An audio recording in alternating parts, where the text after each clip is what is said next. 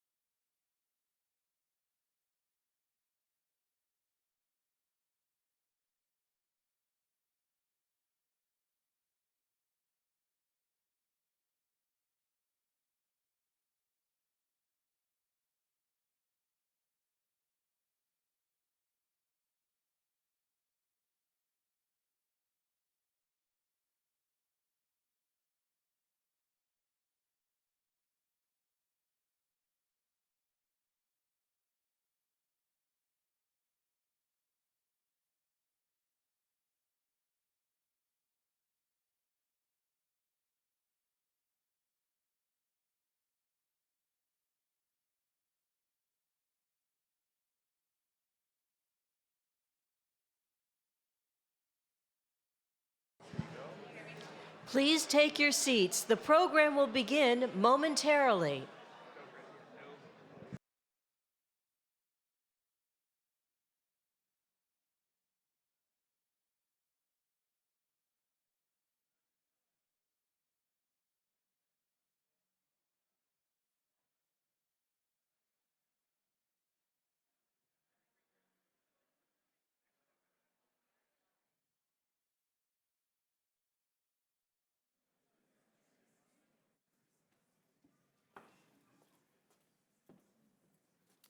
Good afternoon. My name is David Bradley. I'm the chairman of Atlantic Media, and together with Bloomberg Philanthropies and with the Aspen Institute, on behalf of the Atlantic, I want to welcome you here. I know we are not for everyone's favorite city right now, but as a native of 66 years, I'm very glad that you're here. If I may, let me set you up on a problem that we think about a lot at the Atlantic. There are 200 magazines and newspapers that are thought to be national publications. So everyone is fighting for,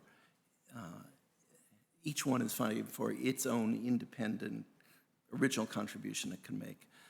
Most are reporting the news, so there's a flow of news that are going by and they're reporting it as it happens. The Atlantic has chosen a position, one level of abstraction from the news. So when you read the news, often in hearing in the news is an idea. And finding those ideas is what our staff tries to do. It's really hard. I don't know how often we do it to the highest standard, but every once in a while on little things or on big things, it really clicks. So here's a modest example. I think we all know just through the news that WeWork and Uber and Lyft and so forth, they're all losing money. It'd be hard to make news reporting that news. But here's a piece that one of our staff members, a man named Derek Thompson, wrote 2 weeks ago. It's an idea maybe we all thought we had, but nobody actually had till he surfaced it.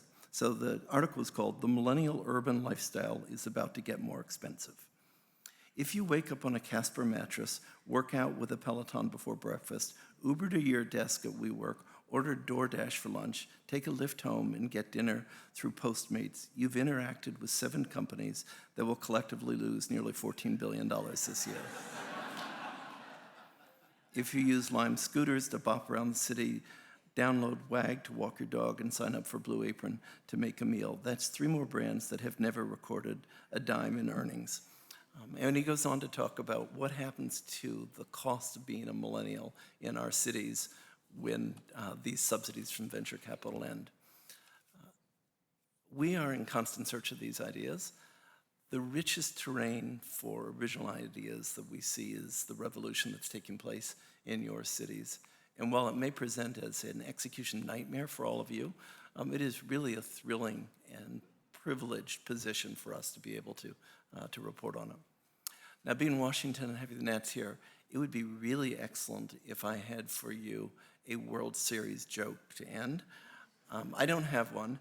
I have a Super Bowl joke, and it could be a long time till I need a Super Bowl joke. So I'll tell you the Super Bowl joke. So it's a Super Bowl, and there's an older man sitting at the 50-yard line, just extraordinarily good seats. And there's an empty seat right beside him. And there's a younger man in his 20s who's way up in the stands, and he's looking down at this empty seat.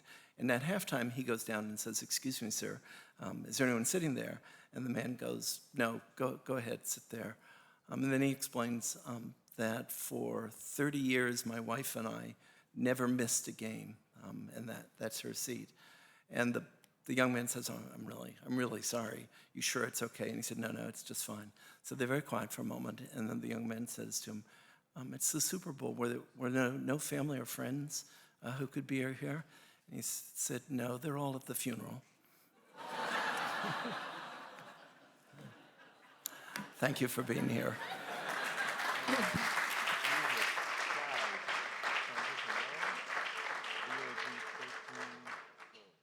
For a conversation about creating the wharf, welcome Monty Hoffman, the founder and CEO of P.N. Hoffman, here with CityLab editor Nicole Flato.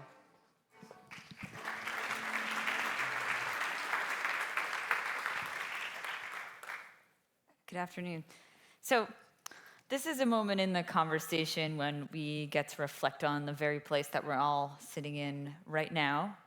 This is the man behind it to a very large degree, actually, and it's one of the largest projects in DC history, the wharf.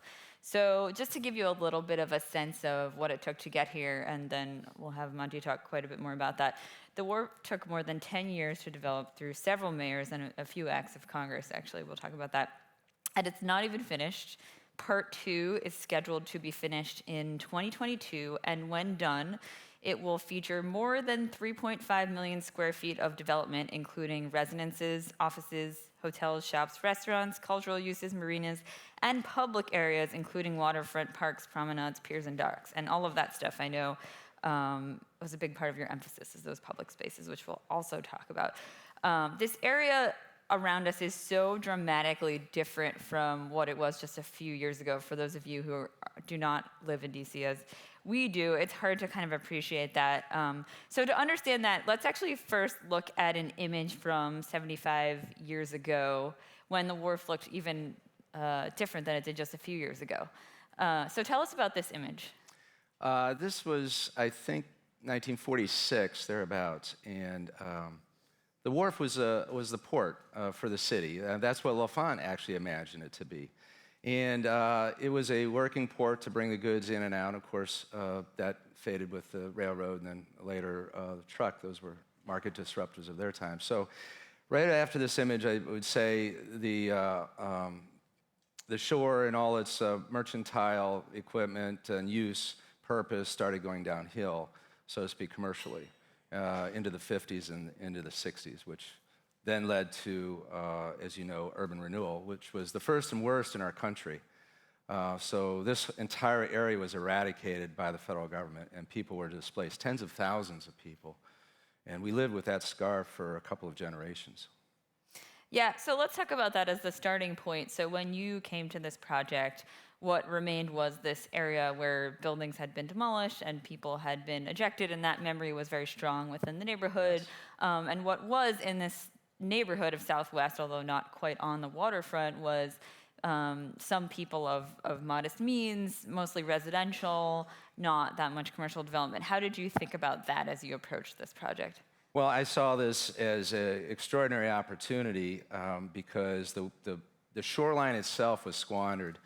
Back in the 60s, the whole urban planning was all about the car, and not really a waterfront redevelopment that other cities experienced in the later 70s and 80s. This sat behind.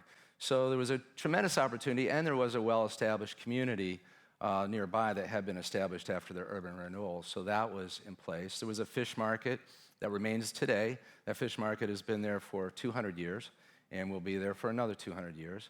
But beyond that, it was mostly a sort of a tourist area that would come into, and boats in the water. But it was more like a boat parking lot. It wasn't a real lively marina. Great. So let's take a look at what it looks like today now. We're missing that middle period when there wasn't much here, but yeah, you all have seen it also if you've walked around at all. But this is kind of, you can tell how much has happened since that time, certainly. What was the greatest challenge in getting from there to here? I would say in the macro is just getting people to believe, because the definition of Southwest was what it was for a couple of generations, and we really needed a big idea. And I felt like it needed to be a big bang in terms of development. If we would have put just one apartment building here, we could not have changed the paradigm. If we would have put just one hotel, I'm certain it would have failed. We had to go big, which was about $1.7 billion right out of the gate onto it to create what we have today. We're, of course, building phase 2 right now, but that was the biggest challenge, getting the capital together, getting the entitlements, getting land control, and doing all that through the recession. It was a very dark period, actually. Yeah, and there are a lot of government officials and government-adjacent folks in the audience. Can you talk about what your interaction was like going through kind of the process of well, I would say that the first of all, it was collaborative. It was very good, but there was a sort of a tepid response in early stages because it was so big, and I understand that everyone has a certain risk-averse nature for good reason.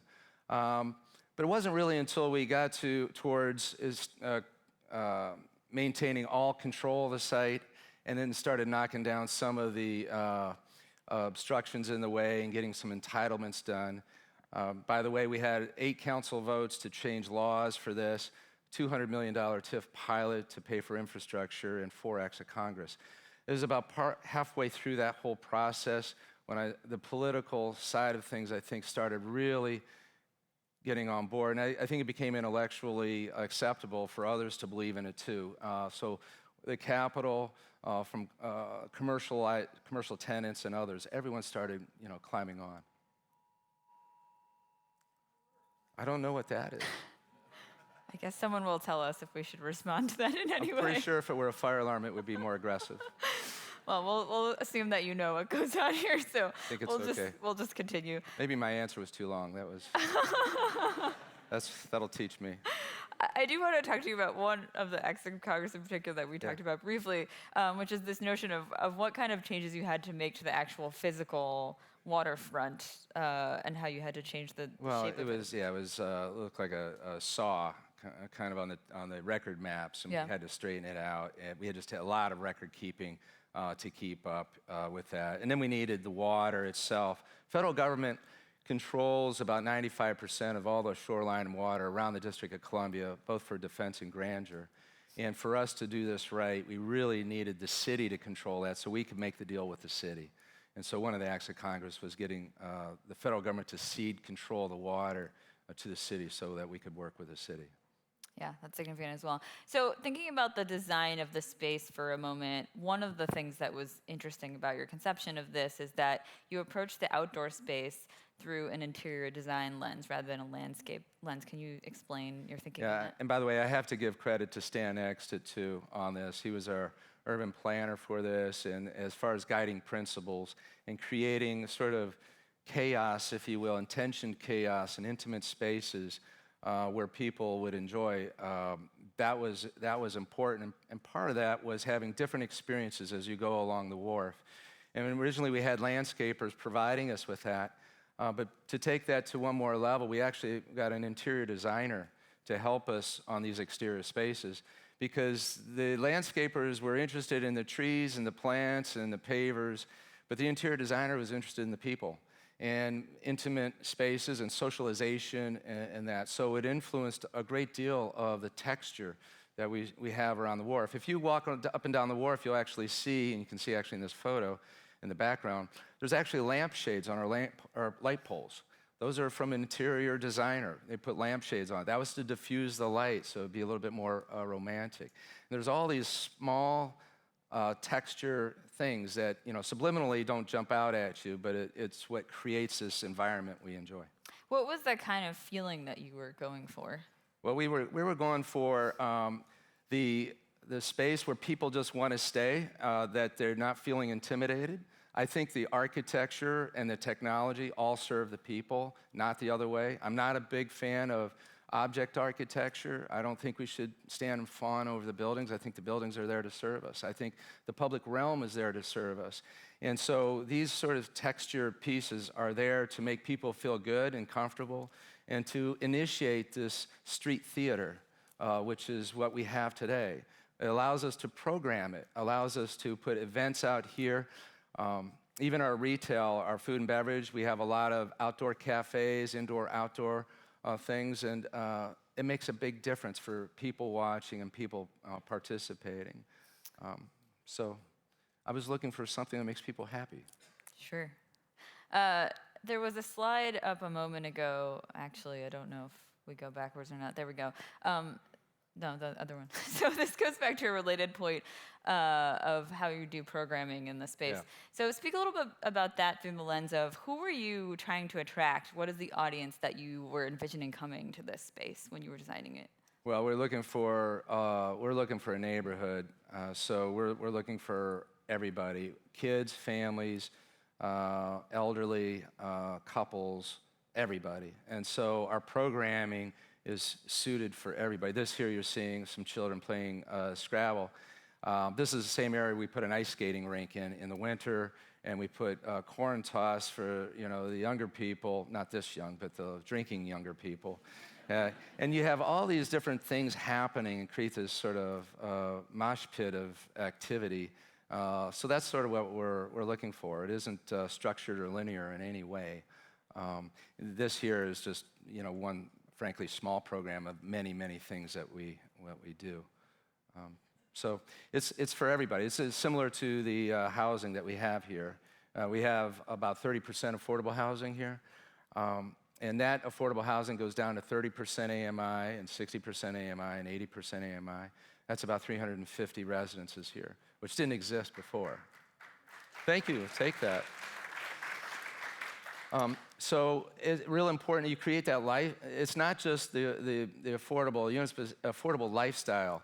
And so that this is for everybody. It is not elitist resort. That is not what we're about or wanted to try to create. So I think the diversity and really the community and uniting people. We have actually a fire pit out on, it's right over here in District Square with real wood.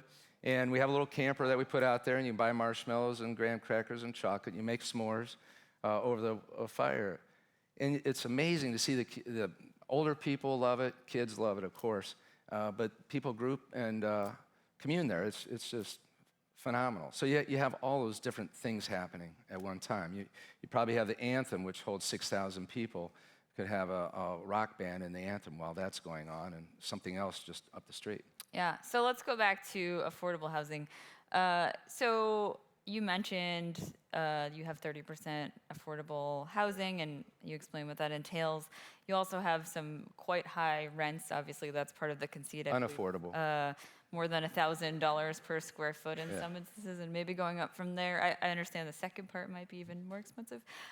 So DC has been fast gentrifying in a lot of ways, and I'm sure you've heard many people's concerns that there are ancillary effects to this kind of luxury housing, additional construction, and what it will mean, especially for some people who already lived in the quadrant of Southwest.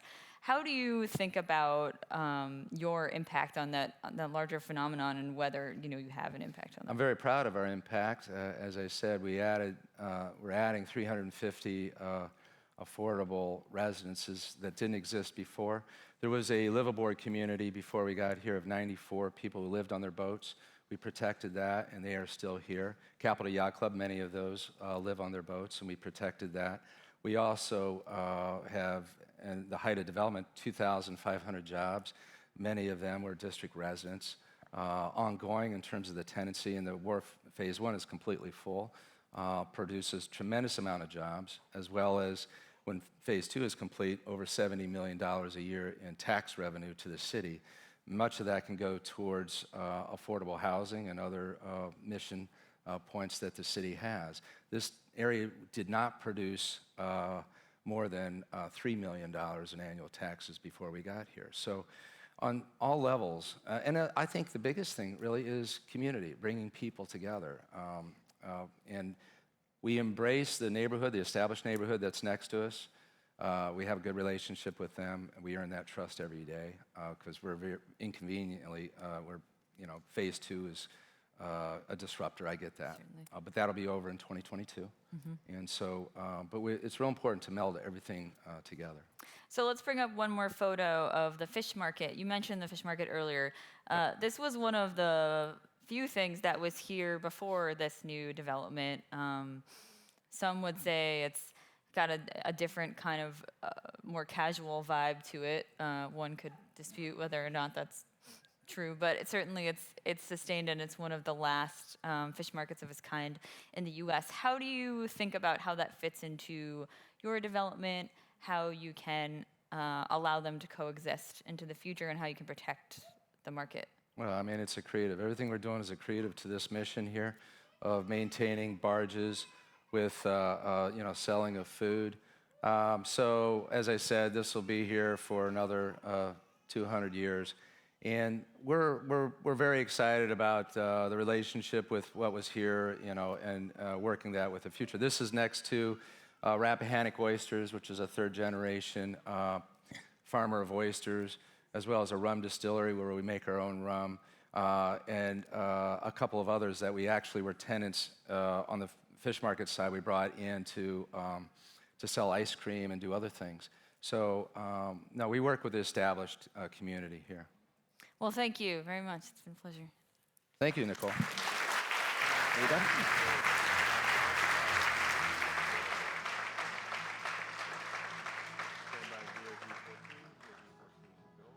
On governance and the digital city, welcome Ike van Ameren, the lead public tech for the city of Amsterdam, Rohit Agarwala, the head of urban systems at Sidewalk Labs, and Selita Reynolds, the general manager of the Los Angeles Department of Transportation. To lead the conversation, Atlantic staff writer James Fallows.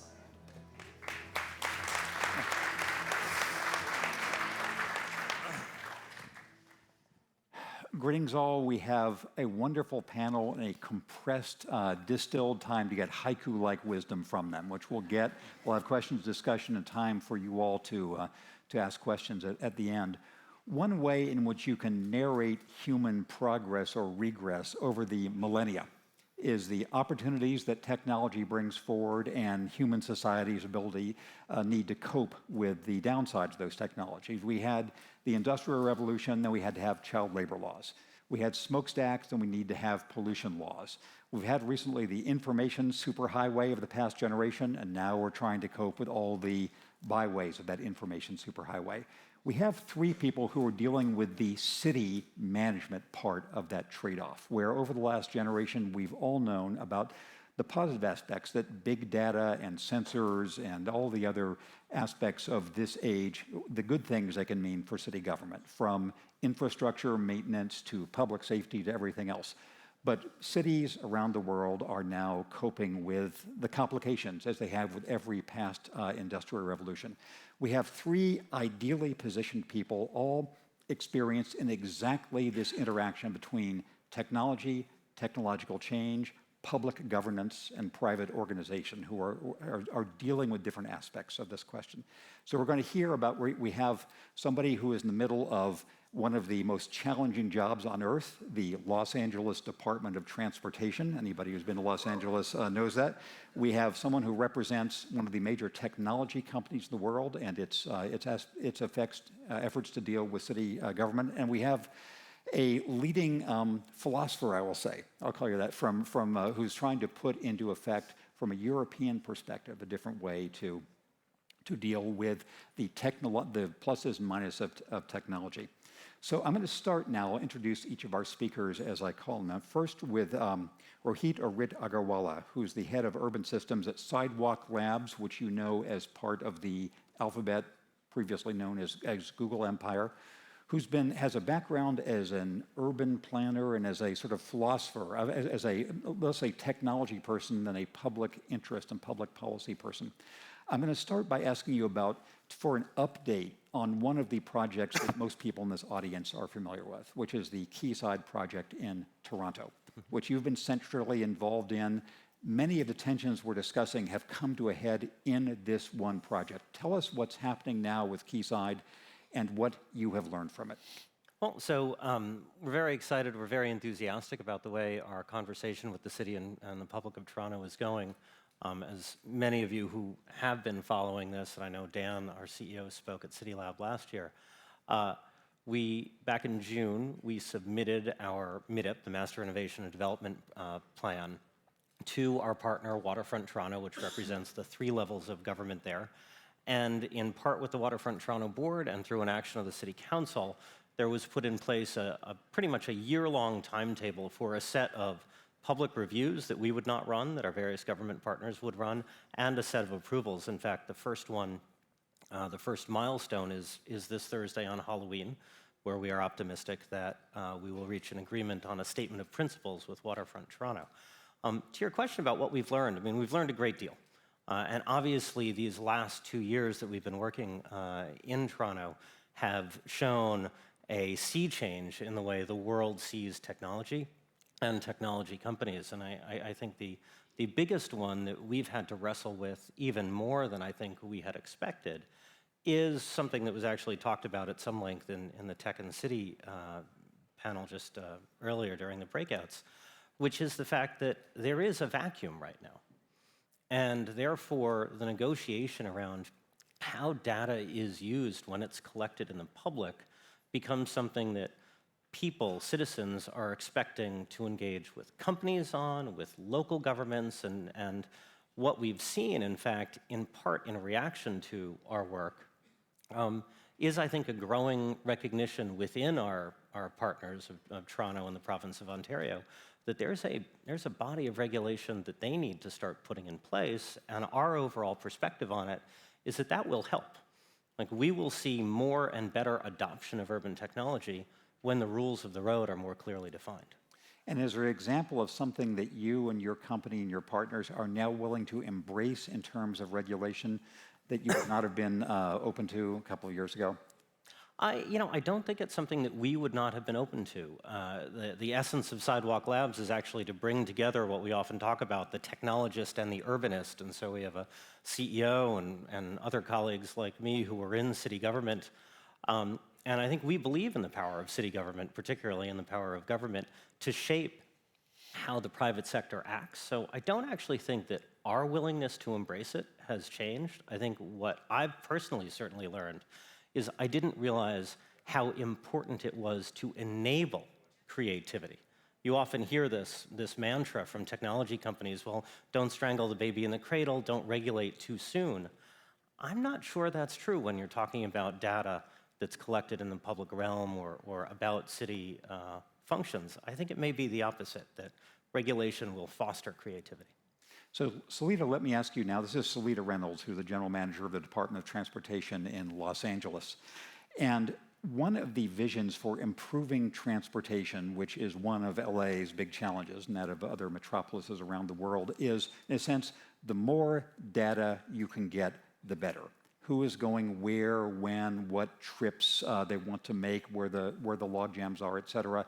And yet this is fundamentally in conflict with some privacy concerns of individuals, the companies that are taxi companies and the ride-sharing companies, et cetera. Tell us where LA stands right now on this frontier between what you want to collect and what people don't want you to collect. Yeah, and I think, so I was just talking to a friend of mine backstage who was asking me if I could advise her on whether or not her son ought to evacuate his home, because there's a huge fire that broke out actually early this morning that's now burning west of the 405 and has the potential to put a lot of people out of their homes. And we know that as a state that's sort of on the front lines of climate change, working for a mayor who cares deeply about it, transportation emissions are now top of the list in terms of the sort of causal factors for climate change. So in Los Angeles, we have got to give people different choices for how to get around. So when we had these companies show up overnight with lots and lots of scooters, which is, an exciting new way to get around, we wanted to take a little bit different approach. We wanted to welcome them in because we desperately need people to have choices. But in order for us to be comfortable just opening the doors to probably the largest market for them in the United States, we need information about where these for-profit fleets are operating. So as we're thinking about it, it was really never about the data.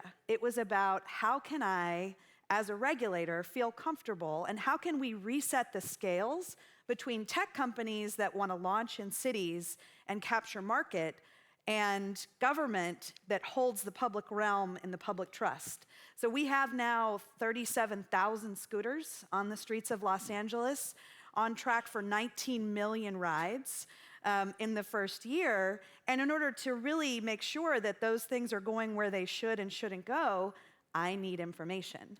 But when we wrote out in very clear way and in open what information we wanted, most of the companies were excited because what it meant was, if we give this information to the city, we can enter this market. But there were a couple of companies that felt like this might be precedent-setting for other parts of their business. And they pushed back really hard. And so now we are in the middle of this, trying to balance how can we give people real choices, hold the data in a way that is anonymous and protects people's privacy in order to enable those choices, just as Rit was pointing out, and at the same time hold the line on the city's right to get this information. A short question for you. From the perspective of a transportation manager, are scooters more good or more bad? Yes and no, but mostly no. I would say more good, but for the moment, they are still going to a lot of the neighborhoods that already are spoiled for choice when it comes to transportation, and we know that because of the data. One other question on principle before I turn to Ike. You can imagine conceptually two ways to set the frontier in this how to manage privacy and data and information to have more of the good effects and fewer of the bad. One is to limit the collection of it. And anybody who's passed through major airports in the last week or two has seen your sister company Google's campaign of here's how you can collect less data from your Google apps. The other is to collect it and then be very, very careful about how it gets out. Which side of that divide are you on? And if I'm assuming it's the latter side, how do you protect the data? So we start by collecting as little as possible. And we collect about 6 data points, always just about the vehicle and never about the human on the vehicle. And then we keep it for as short of a period of time as possible. While we have it, it rests in an encrypted state, and we designate it as confidential, meaning it's not subject to PRA requests, and it's also not available to law enforcement absent a legal process. Thank you. So next we're going to hear from Ike van Immeren, who's from the city of Amsterdam, a wonderful city, and the lead public tech on the CTO innovation team for the city there. To me, it's always fascinating to look at Western Europe's approach to these data and privacy issues, because there are sort of 3 great models in the world. There's the Chinese model of all your data belongs to us. There's the US model of whatever the market supports. And there's the European model of trying to say, how can we shape these technology developments in a positive civic way? I'm giving you a softball lead-in, saying that you are thinking your city and your country and your community are trying to think of ways to set this frontier. Tell us what you're doing in this area. Yeah, on certain topics, I think we're very clear on this topic. And on the other hand, it's also search. Because when it comes to an example, a mobility question in Amsterdam, there are American companies in Amsterdam. So they have the values of the Amsterdam model. So the approach we seek is, can the people together, the city, the commons, be in charge of the data? So, so I think adding up to your story, not only giving the city access to the data, but giving it to a sort of common place where another vendor can build up on that. It's leaning towards the border of what you think is ethical, right, or etc. So I think the main solution we're seeking is, and I think you're doing the same approach, yes, we want to collect data for security reasons. Yes, we want to be clear about what we collect. So you can see what we collect, you can see what we use. But also knowing that we will probably fail one day or another. So can we also use privacy by design techniques? So knowing that in the end, so when it comes to the China versus European model, we always know that one of you will look at our data, because our state data is stored at Amazon or the Chinese. So in the end, one of you will look at how our city management is going on. Not sure if they pass the data to you. So that third option, it's also vision, but it's not there yet. So one other follow-up for you. You've written a lot and spoken a lot about the role of algorithms in the way Amsterdam in particular uses its data for public good. Can you say just a word about specifics of what you mean there? Yeah. Well, I think the main challenge is that I think we're doing some great jobs, but the main challenge is we're definitely not capable of facing that as Amsterdam alone. So together with Barcelona and New York, we built a coalition of cities for digital rights. It's 6 principles regarding these kind of topics. And I think addressing these topics, we should work together. As cities, we need leadership from mayors, from chief technology officers, to say what kind of principles do we want when we use artificial intelligence? What are the terms when we buy it? Who owns the model? Who can contribute to the model? Who can check the model? And I think there's, especially in Europe, we debate a lot about transparency and auditable algorithms. And I think cities play a huge role because when, in example, a matchmaker for a job and people are jobless, they come to us when the model is broken. So we notice first when models are not right, and we should hold someone accountable. All right, thank you. So, Rit, I have a question for you. You have a background in academics. You have a background in public policy. You're now working for this major tech company. What is the tech possibility in city government you are most excited by, and what is the prospect you're most fearful of? I can't just do two I'm excited by. Okay. Well, I want to do two I'm excited by because I think they illustrate something that I think is very important about the whole conversation around cities and technology. One is around optimization, right? Knowing more about what's going on in a city allows you to optimize, right? And whether that's travel patterns, or you could use MDS data for traffic signals eventually, or things like that, or some of the algorithms that Amsterdam's been so interested or so ahead of us all on both identifying and then auditing. And that's really exciting, and I do see a ton of promise in, for example, the prospect of an MDS standard. Not just for the kinds of things that it's directly intended for, but for the benign additional uses where you could imagine new traffic management systems based on it, or new parking pricing systems based on it, or we're about to do congestion pricing in New York, thank goodness, Mayor Bloomberg proposed it a decade ago. And you think about, we're still gonna do accord and price in 2021, right? It's a 1970s approach to pricing. We should be able to do better. So optimization is one, but the other one, which is less visible, is actually the second or third order use of digital technology, which is to actually increase supply. So I think the biggest idea out of our whole proposal in Toronto is one that seems kind of quaint, which is we want to build all the buildings out of wood.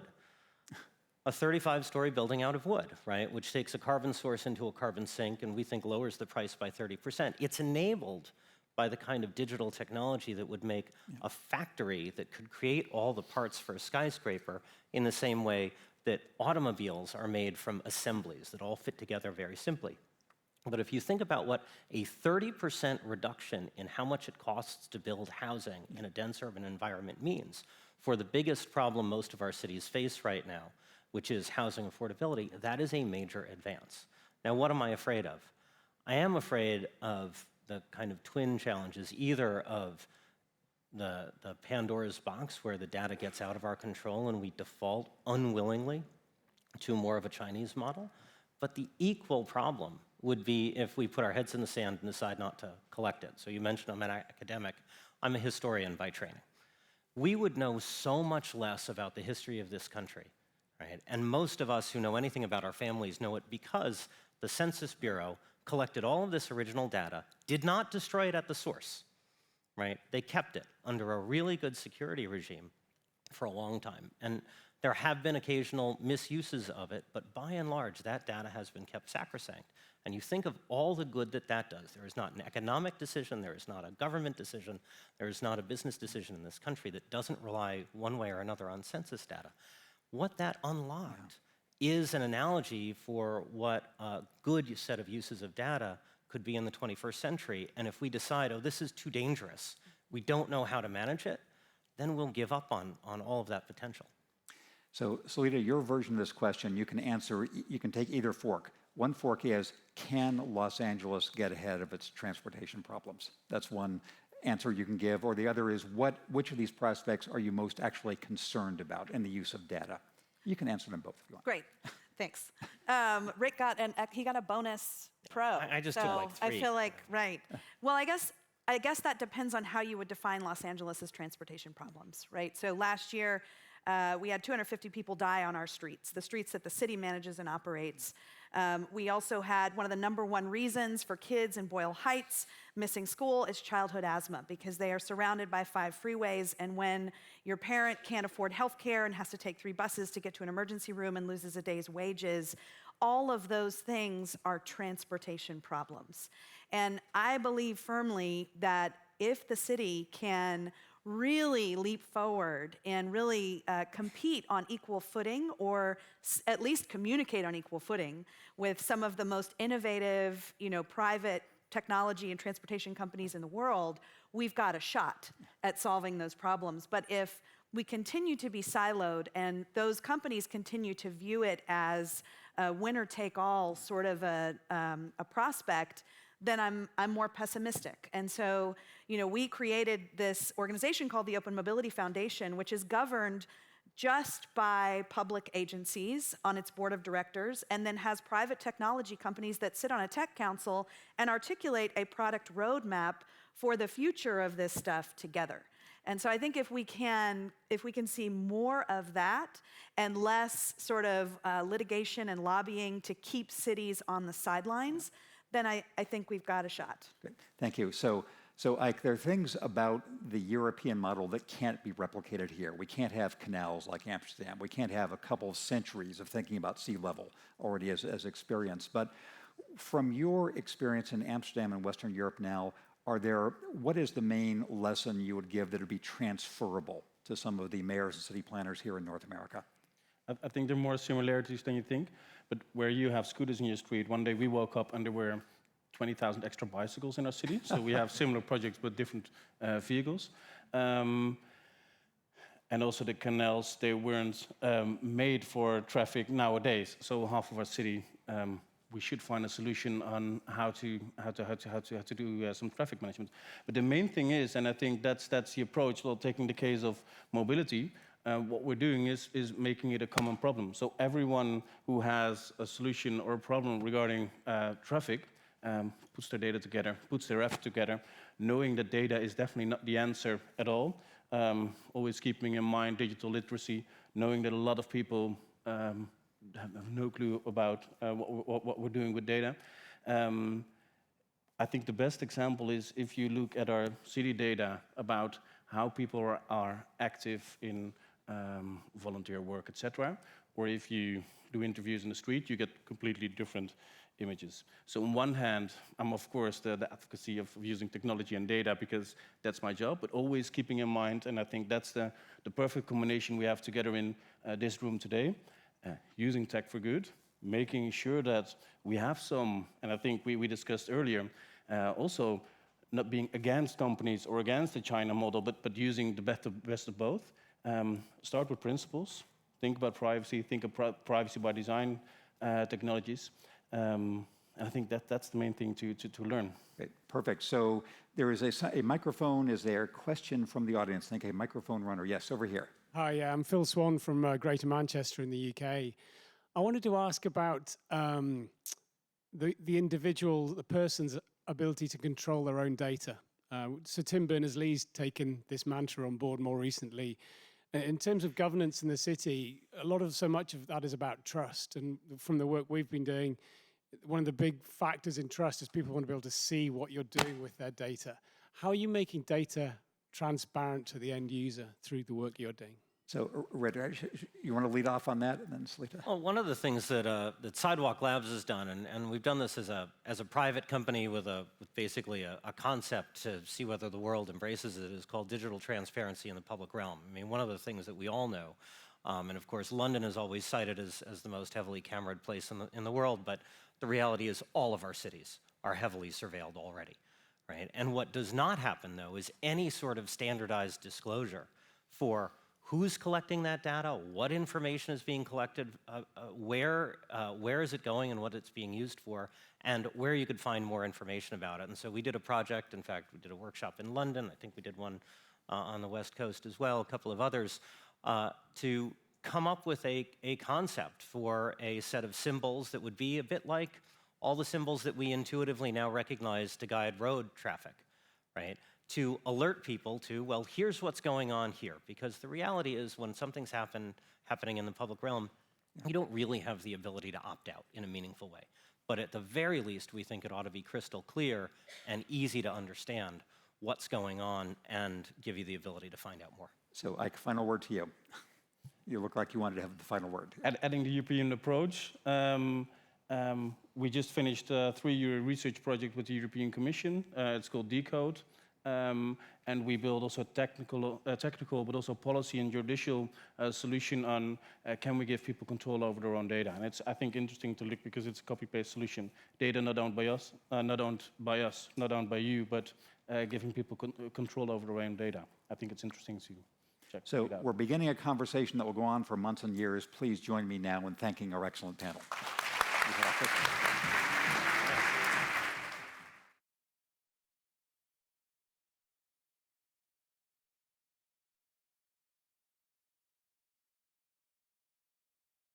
For a session produced by our underwriter, General Motors, please welcome Dan Amon, the CEO of Cruise, here with the city's editor for Axios, Kim Hart.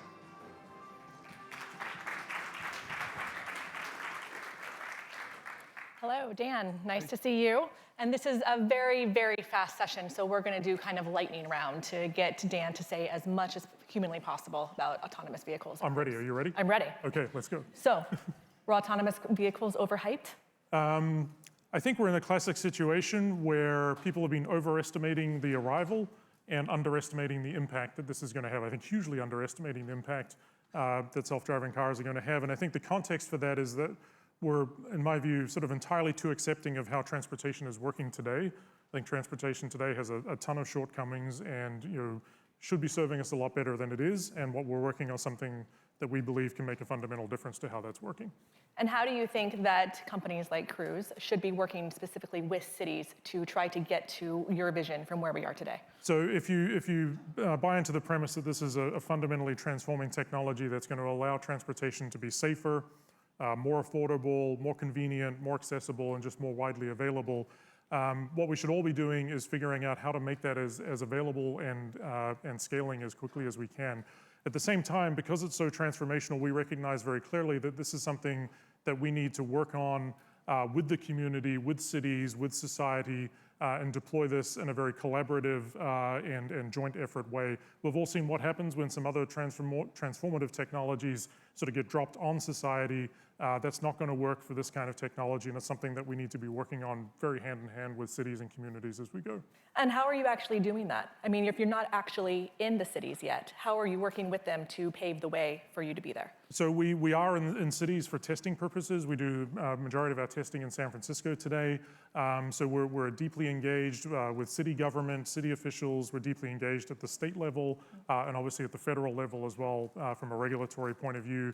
But in addition to that, we're also engaged with the community. We do a lot of community outreach, really explaining to people, why we're there, doing what we're doing, why this has so much promise to really improve people's lives, improve their ability to get around and to get really affordable, safe transportation every day.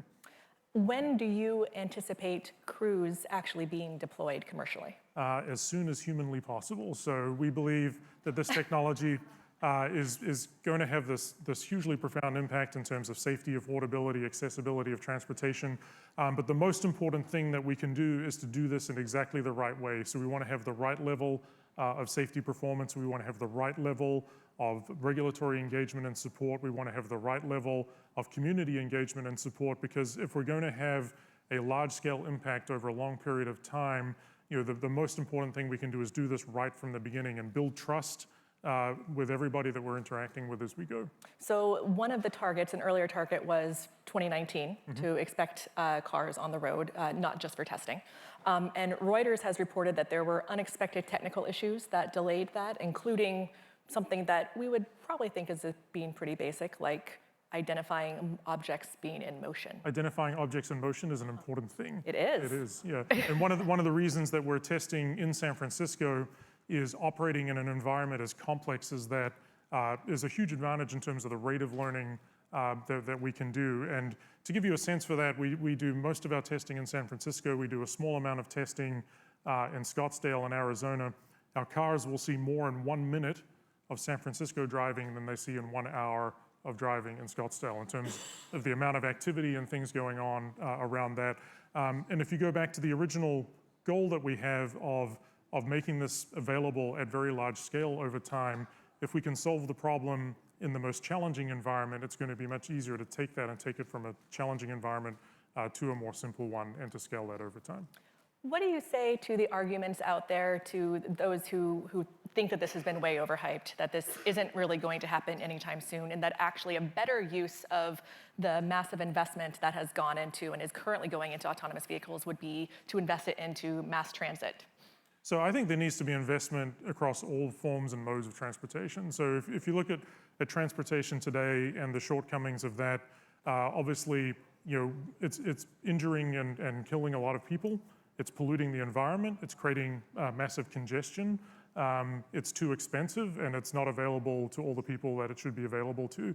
So whatever aspects of transportation of investment, whether it's public sector, private sector, new technology, existing technology done better, anything that can improve that equation and improve all those things where transportation is letting us down today, should all be pursued. It's our belief that this technology can solve many aspects of what's wrong with transportation today, that we can make transportation exponentially safer, that we can make it much, much more affordable, and we can make it much, much more available to everybody in a city rather than just to those that can afford to own and operate a car or have a driver's license. How do you envision an autonomous vehicle working directly with public transit? I think there's all kinds of ways that could happen. It could be complementary, which is public transit doesn't serve all areas of a city, so we can serve areas that are underserved from a public or other transportation mode point of view. I think there's also opportunities for things like last mile connection to public transit hubs and things to do around that. So I think there's a whole host of different models, and I think if we focus on the shortcomings of transportation as it is today, and we're all working collectively to figure out how to make this better, make it better for our cities and for the citizens of our cities, I think there's a ton of opportunity in how we can do that all together.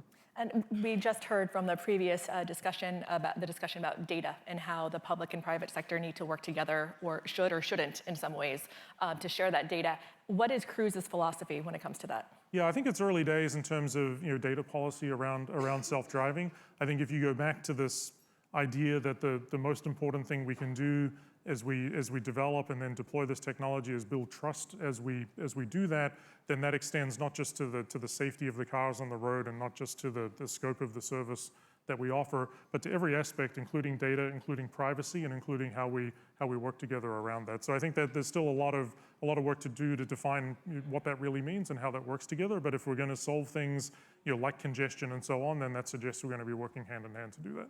And you've brought up safety several times, which is obviously a key component and one of the big reasons that autonomous vehicles are even being worked on in the first place. But isn't it true that there's going to be, as we test these things and as they become more and more on different environments, different city streets, different conditions, that there will be mistakes, there will be accidents on the way to teaching the machines how to operate? And how do you weigh the casualties that are almost inevitable versus what you hope to get to with the saving lives? Well, at Cruise, safety is our #1 priority in everything that we do. We're taking every action that we can today to make sure that all of our testing and development work is as safe as absolutely possible. And the whole reason behind everything that we're doing is to get to the point where we can deliver a vehicle that can drive more safely than the average human in that domain. But that's really just the starting point. The ultimate goal is to make a huge impact on the level of fatalities and injuries that are happening on our roads today. I think there's an element of sort of dissonance in a way in terms of how we think about safety and transportation. If an airliner crashed somewhere in the world today, it would be front page news everywhere in the world. We'd all read about it in the newspaper.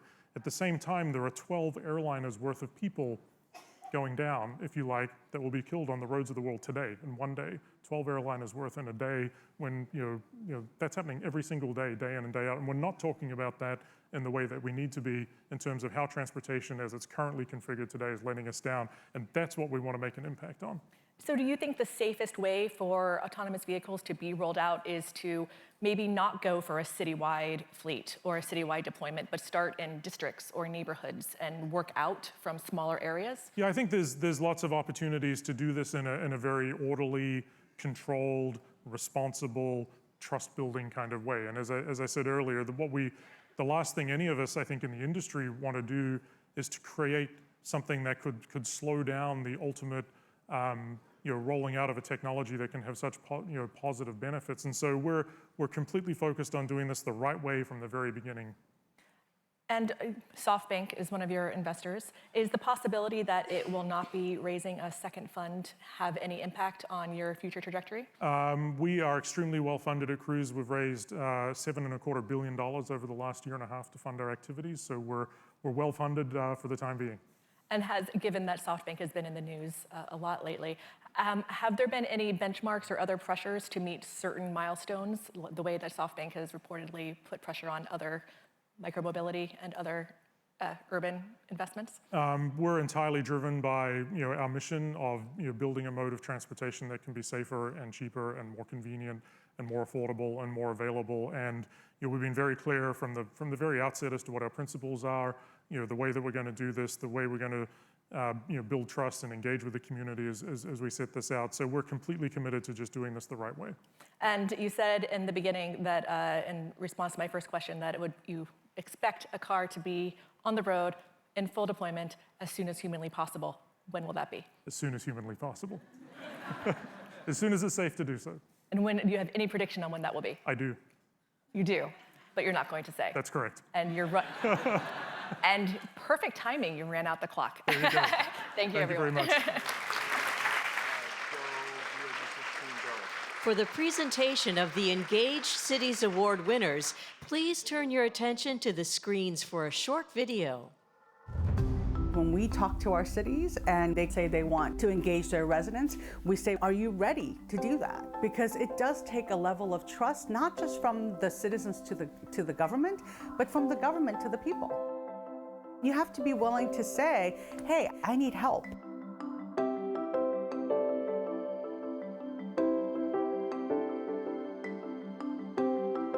How do you build a stronger city? By really tapping into the skills and the expertise of the residents. I love this city, it's my city, and I want to change it for the better. And that opportunity to make a difference is done so much better when it's with people, not to people.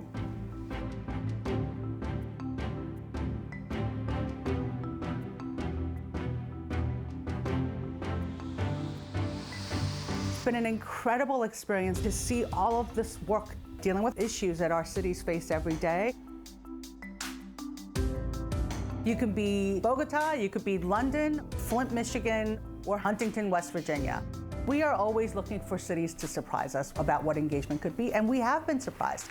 People are the greatest resource a city has. They have so many talents, and so many of them want to put those talents to work for the community. But the problem is they don't always know how to do that. And that's where mayors come in. When government and citizens work together, anything is possible.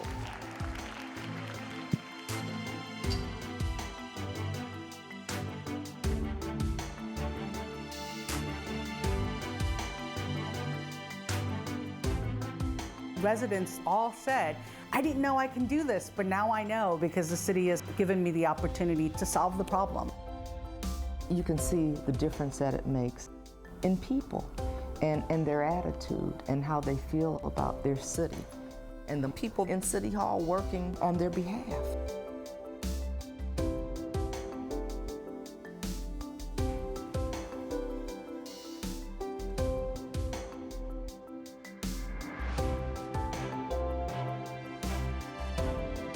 Last year, when we brought cities in our network together, there was almost bartering. One mayor saying, I'll teach you guys how to do this if you guys will teach us how to do that. It's always good to take those best practices and decide whether or not they could be implemented in your city. Why reinvent the wheel? We try to make it as easy as possible for cities to learn from one another and to steal and copy and do what they need to do. Every day we think about how do we help our cities engage their residents better. And the more we know about how to build stronger government together, the stronger our democracy will be.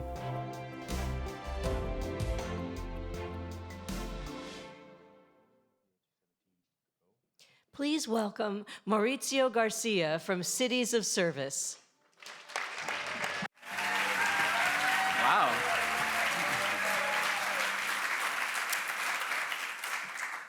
Good afternoon. I'm so excited to be here today. This year marks the 10th anniversary of Cities of Service, and I'm honored to have our Engaged Cities Award winners announced at CityLab. I would like to first thank the Atlantic, the Aspen Institute, and especially our partners at Bloomberg Philanthropies for highlighting the awards on such a big stage, and it is a big stage. I would also like to thank Mayor Bloomberg, Patty Harris, Jim Anderson, and the entire team at Bloomberg Philanthropies for all their support for Cities of Service over the years. The Engaged Cities Award came about because we knew that cities we were working with were doing amazing things to engage their residents to solve problems. And we knew that meant that other cities across the world were doing the same. We launched the award so that we could learn from more cities. It helped us greatly expand the network of local leaders that were able to connect with each other so that they can benefit from each other's experiences and improve upon each other's work. This is the second year of the Engaged Cities Award, and we were overwhelmed by the quality and number of applications we received. Cities and residents are getting creative to solve complex problems, build relationships, and ensure democracy lives at the local level, one initiative at a time. It was really hard to pick 10 finalists for this year, and we are so thankful to our team of expert reviewers who helped us think critically about what it truly means to be successful as an engaged city and which solutions were the most replicable. Now, choosing 3 winners was even harder.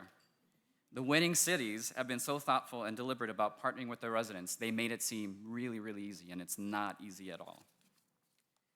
These 3 cities developed and implemented bold new strategies to address longstanding challenges, including blight, infrastructure, and civic capacity.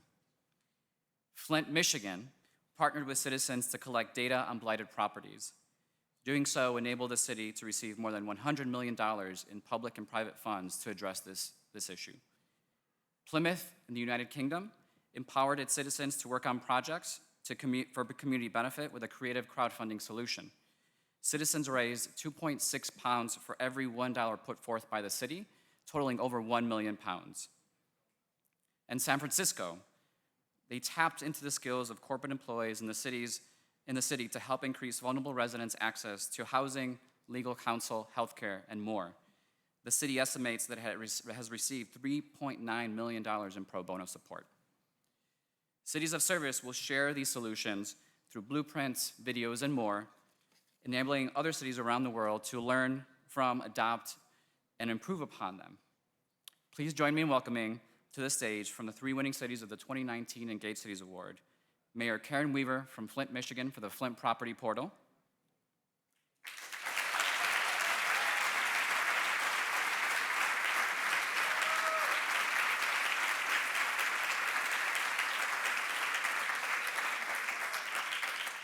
Council Leader Tudor Evans from Plymouth, United Kingdom for Crowdfund Plymouth,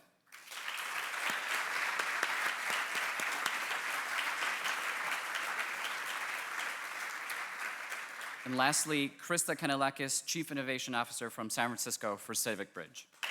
Congratulations.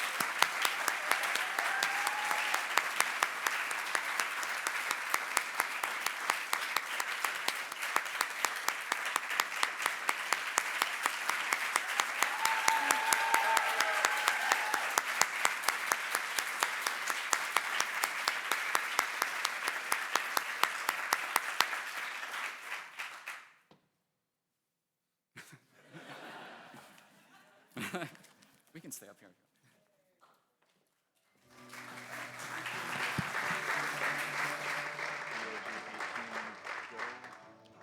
For Paint the City You Want to See, welcome Bloomberg Associates Principal Kate Levin, Tony Garcia, a principal at Street Plans, Oakland, California Mayor Libby Schaaf, and leading the conversation, Bloomberg Associates Principal Jeanette Sadiq Khan.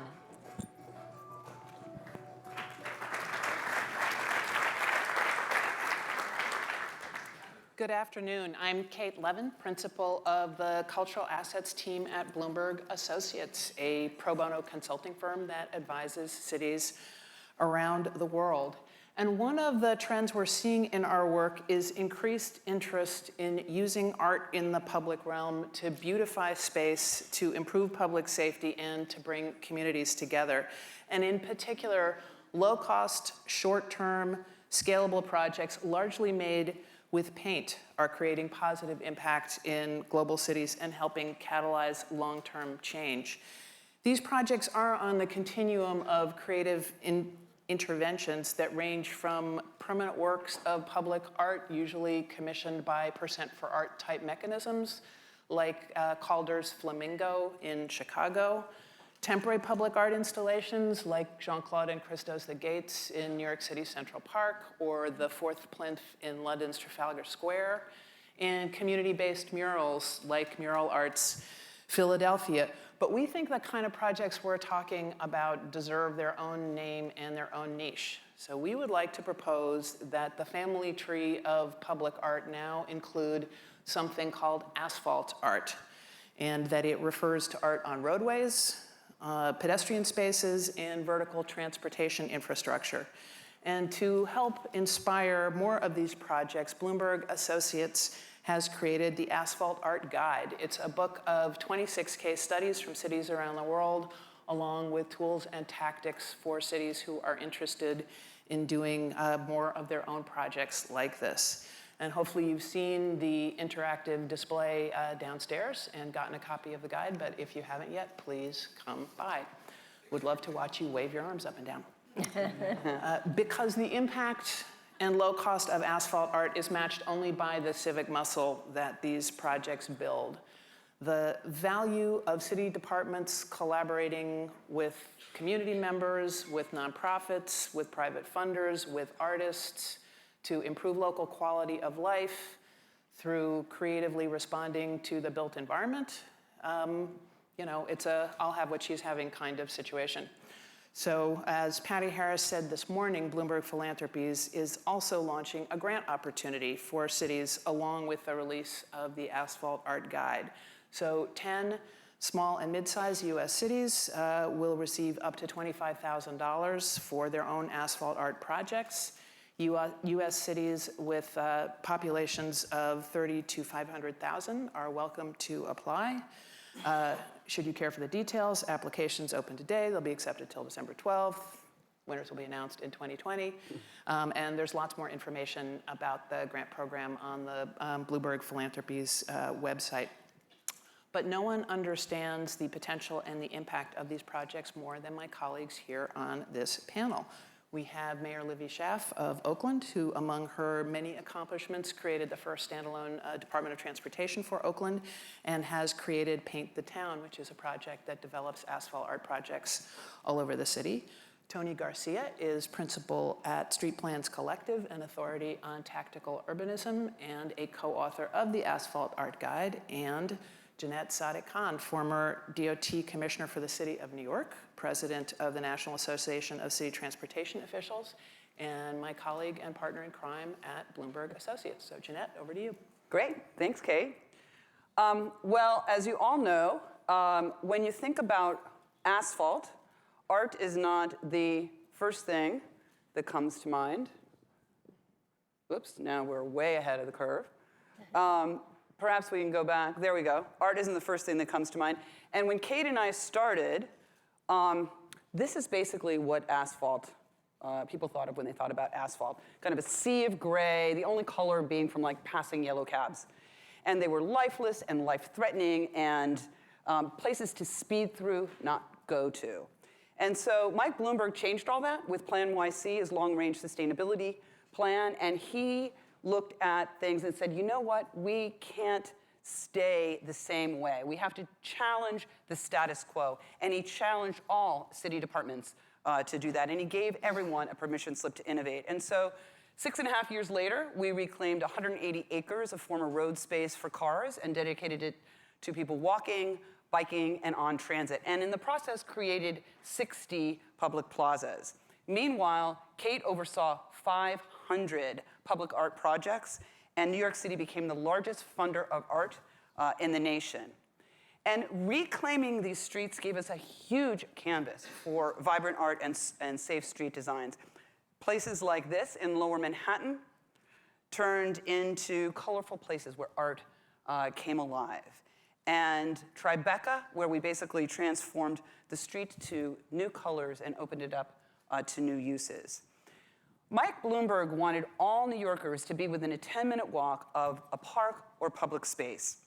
It's kind of the ethics of aesthetics. He believed that everyone in every neighborhood deserved access to beautiful spaces like this one here in Dumbo. And in Times Square, we started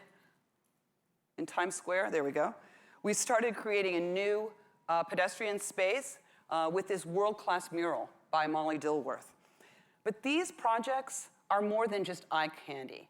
They can deliver significant safety benefits for pennies on the dollar. When we did this project, we saw pedestrian injuries go down 35%, despite the fact that pedestrians soared in this space. And they can also provide an economic boon, like here in the Trigono neighborhood in Athens, where after the project we saw 24 new businesses open, and we saw over 30 million euros in new investment. And it's not just big projects. Small projects like this can have a huge return. And blacktop like this in Tucson can become a backdrop for a thriving new neighborhood. Dangerous traffic circles, like this one here in Bogota, can become inviting new public spaces. And with paint and planters, you can transform former roadbeds into flower beds, reconnecting communities and neighborhoods. And when you see kids taking part in these kinds of projects, declaring this space, their space, the Plaza of Dreams, you know you are not just changing the street, you are changing the world.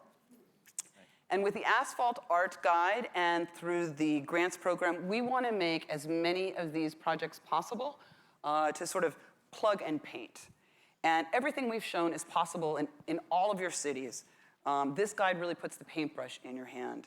And we have some placemaking heroes today to talk about, to tell us more. First of all, we've got Libby Schaaf from Oakland.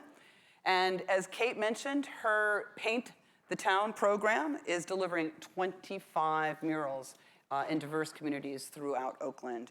And she's probably the only mayor who's gotten paintbrushes into the hands of her police officers for an asphalt art project, which I love. And we're also joined today by Tony Garcia of Street Plans, and Tony has shown that projects like this one in Asheville work in communities and cities of all shapes and sizes. So Mayor Schaaf, I want to start with you. You have so much on your plate as mayor. Why is Paint the Town so important to you? Well, Oakland is going through this amazing economic boom right now. We've got cranes everywhere, and it's both exciting and disquieting. There are huge pressures of gentrification, and longtime and vulnerable Oaklanders are asking whether or not this city is still for them. And we use Paint the Town to not just enhance safety and aesthetics, but to really do what we call place-keeping. Place-keeping is much different than place-making. Place-keeping is about engaging the people that already live in a space and allowing them to preserve the stories, the culture. And if you can go back and show, you had a picture of that right there. Okay, so that is outside the California Hotel. This was the first and finest hotel in the Bay Area to accept African Americans back in the day. And so all the great performers, Ella Fitzgerald and Ray Charles, both stayed here and then would perform in the Zanzibar Ballroom. Doesn't it sound exotic? But then, of course, government being the bad government that it can be sometimes, we built a freeway right on its doorstep. The hotel closed, it became derelict, and frankly, I thought it was the subject of the Hotel California song by the Eagles, scary, scary place. So it became an SRO, and it eventually got reclaimed as supported affordable housing. And a new group had come in, and they were doing a leadership training program for the residents there. And one of the most beloved leaders of that building got killed in that intersection that you're looking at, struck by a car while trying to cross the street in a crosswalk. Well, his friends and neighbors protested. They actually shut down Oakland, we protest. It's what we're about. They shut down that intersection, and they needed a place to channel their frustration. And by doing a Paint the Town there, not only did we give agency to these people that were so heartbroken that their beloved neighbor had been killed in a traffic safety accident, but they also told the story. And what you can't see is the walk of fame that goes along with those musical notes that actually tells the story of all the famous African-American jazz musicians and artists that performed over the years. And as this mural took place, we also brought in some ground floor uses in that building that actually are bringing music back into West Oakland, which it is so famous for. So again, very inexpensive. We were very intentional about bringing this tool into the communities that tend to not do public, projects. This is a lower income neighborhood in Oakland, but we did 6 workshops on how to fill out the application. And then with our mayor's fund, which thank you, Bloomberg, helped us set up, we raised the money to cover all the costs for communities in lower income neighborhoods that wouldn't have otherwise had the resources to do this. And so this was one of the most beautiful, but also empowering projects that you could ever dream of as a mayor. Wow, such a powerful story. And what's so interesting about it is part of it is about changing the relationship that the city has with communities through these kinds of transformative projects. And I want to turn now to Tony, because you've been involved in a variety of different roles, doing these kinds of tactical urbanism projects. And I wondered, what have you seen in terms of what these projects have done to change the relationship between communities and the city and city agencies? Sure. I mean, in my own community, I am both an advocate and a consultant, so I see things from both sides. And when we do these projects, no matter whether it's in a community that's very small or a large-scale metropolitan region, what we find are people who are normally accustomed to going to public meetings or emailing and are very angry about something that's happening, they find a new outlet to express their civic engagement. And I think people are hungry for another way of being involved that is not going to council or voting or writing letters, something that's positive. And the Asheville example is a great example of that, because there's a new building right in front of the mural. And as we're starting the painting, the mural, that morning, we had a whole team of volunteers. And there's a lady who's sitting on her balcony or on the 3rd floor, and she's smoking a cigarette, and she's yelling at us, "I know what you people are doing. You're defacing the street. This is graffiti. I'm going to call the police. I'm from Philadelphia." I don't know what that had to do with it. I'm not knocking Philadelphia. So she walks downstairs, and she comes out, and, she comes up to me and said, "What are you doing? What is this?" I said, "Don't worry. We're beautifying the street. The city uses this block on a regular basis for festivals, and so this was going to help facilitate that on a regular basis." And this street has changed from being more automotive uses to breweries and restaurants. It's one of the places in the United States that has the most breweries per capita now. So the land use has changed, and that building is brand new. You can tell, you get a sense of the change in the context and the character. So I said, just wait, you're gonna love it. And just talking to her, I think helped put her at ease. She didn't get a postcard in the mail or an email that was, impersonal, which would have put her off anyway, and I think that's part of our problem with civic engagement. But by the end of the afternoon, when we started doing some of the butterflies, she was the biggest advocate. She came downstairs and she said, "Are you gonna do the entire street? How many more streets are we doing like this?" And I said, "No, this is just for here. This is right now, but if you really like this, call your mayor and say that you support it." And I think that change is what we're looking for. And then on the part of the city, that project in particular was not led by the city. It was led by a nonprofit called Asheville on Bikes. It's not a normal relationship for a community organization to have with the city, where they say, "You know what? You guys have federal money coming in the next 5 years to redo this street. Let us test it out first and do a redesign of the street, and then we'll see how that goes." And they did. And what happens is that the city kind of said, okay, we'll go along with it, only because it was temporary. And that put everybody on okay footing. Now, the success of the project has led that nonprofit to have greater credibility with the municipality. And I think, now they can go out and do this type of work in the future. And more than anything, I think our cities and you all as mayors have to start thinking about citizens and giving them the license to do things like this, because there aren't enough dollars in the world to produce the level of infrastructure that we need to have on the ground. And the more that we allow our citizens to do this type of work in a legal and safe way, the better off our cities are going to be. That's great. I want you to all start thinking about the questions that you have for our panelists, because we will be going around, not quite yet. But I want to actually continue, Tony, that question that I asked you and ask Mayor Schaaf this. I mean, you start to see what's happening in cities like Toronto. Like Toronto has this great program with artists where they invited artists in and they transformed these utility boxes and sort of looked at that infrastructure very, very differently. And by working with pulling in these young artists into the city, completely changed that relationship. The city also actually saw its graffiti budget get cut in half as a result of this, and because they felt like they were a part of the city. And I wonder in Oakland too, have you seen a kind of change? We saw pictures of your police officers painting, you saw kids painting. What kind of changes have you seen this kind of tactical urbanism, what art can do for a city, and how that has changed relationships on the ground? Well, ours are relatively new, so some of that time will tell. But I mean, if you look down from a satellite, 20% of the land, the surface area of my city are roads. Think about all that canvas. Right. And generally, people do not have a joyous relationship with their roads, right? It's where they hit potholes, it's where they get parking tickets. Like, roads are usually the most negative engagement that you have with your government. And so it has been so wonderful to transform that into positivity. We certainly have noticed a slowing down, the traffic safety benefits. We've seen community pride.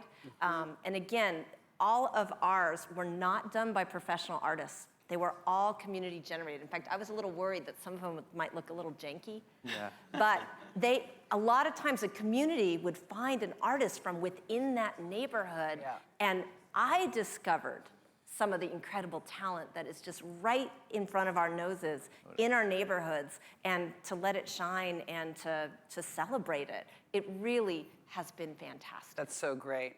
So I'm sure there's some questions here. Anybody want to talk about?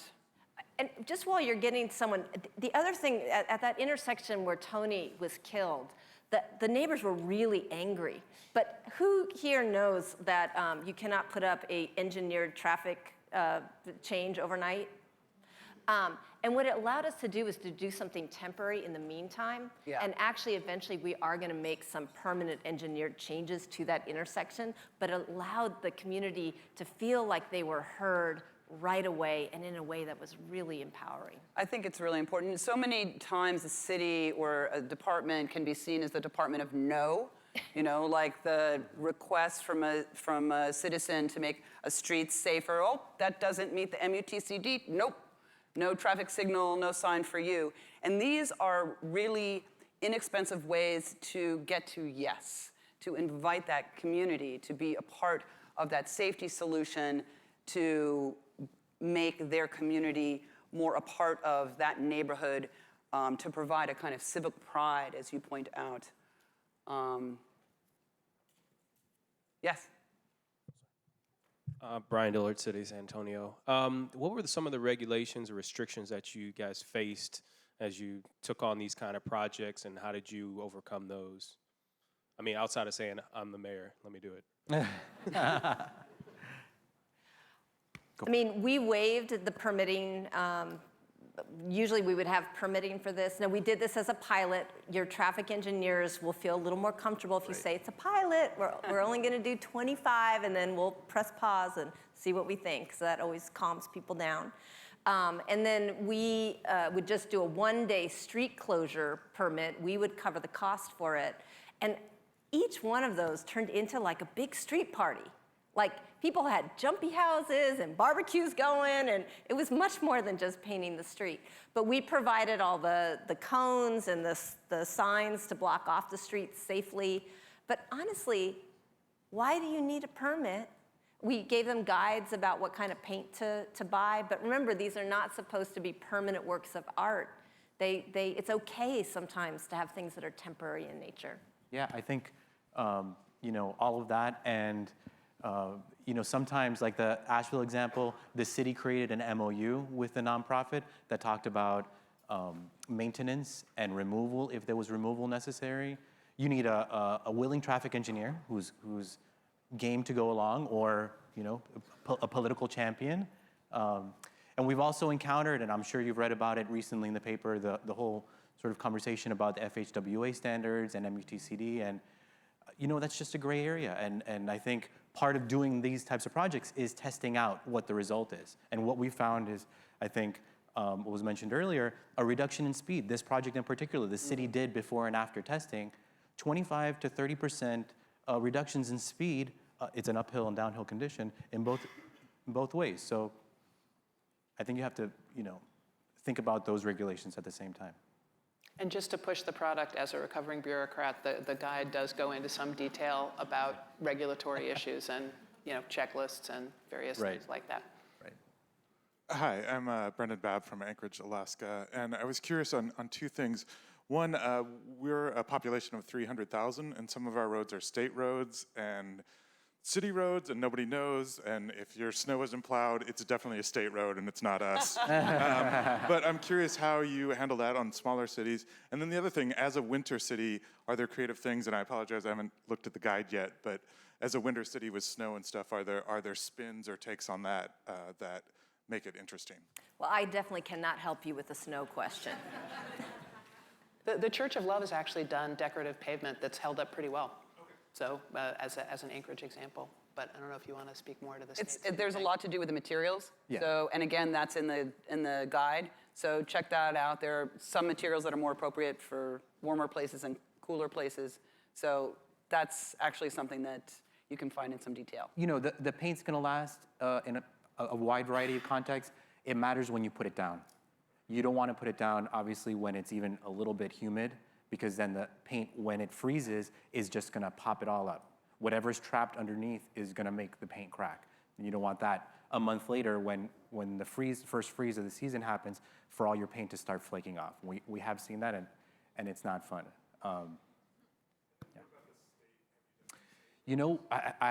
Are there any state officials here? Like state FDOTs, DOTs? We avoid the DOT roads, the state roads. In our practice, I can't speak for anyone else. We go for the local roads, the roads that you control. Worry about those. I think I'm not that's aware that we part. did any on state roads, although if we did, we did not ask permission. Well, that's what I was going to say. I mean, I do think you should start on your local roads, but a lot of times nobody's paying really a whole lot of attention. That's right. So, that's right. That's right. Don't ask permission. Just go. Ask forgiveness. Well, and to the point, it's really funny because, right, so like you've got federal highways saying like, oh no, we don't like these colored crosswalks, right? And there's been no data that shows that colored crosswalks are any more dangerous, they're probably safer than regular crosswalks.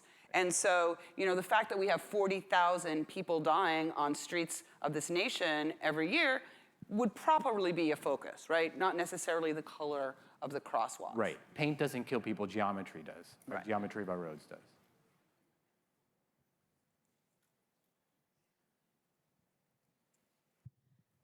Good evening, Adrienne Holloway, the City of Aurora, Illinois.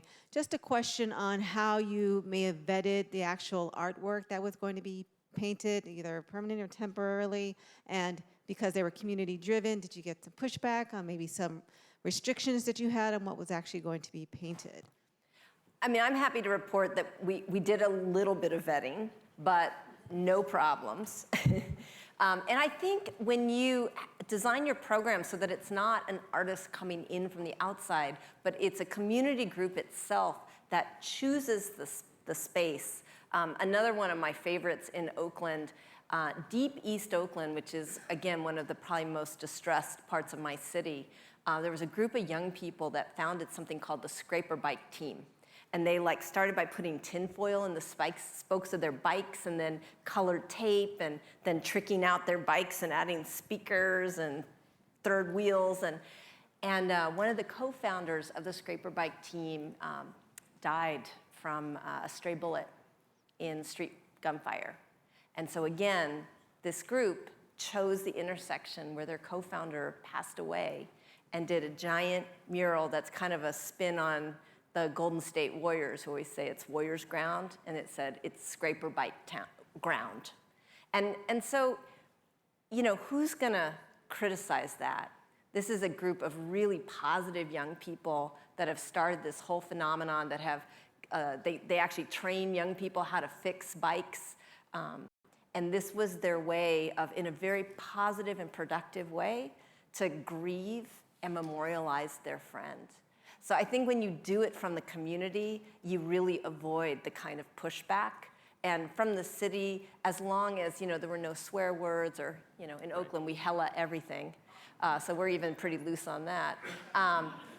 You know, we were not gonna, you know, censor community voice. And that's what I encourage. And again, I thought that the results were far more kind of high-level artistic quality than I had feared. Mm-hmm. So you actually get just tremendous beauty when you trust your community. Well, on that tremendous beauty and trusting your community, please join me in thanking our fantastic panel.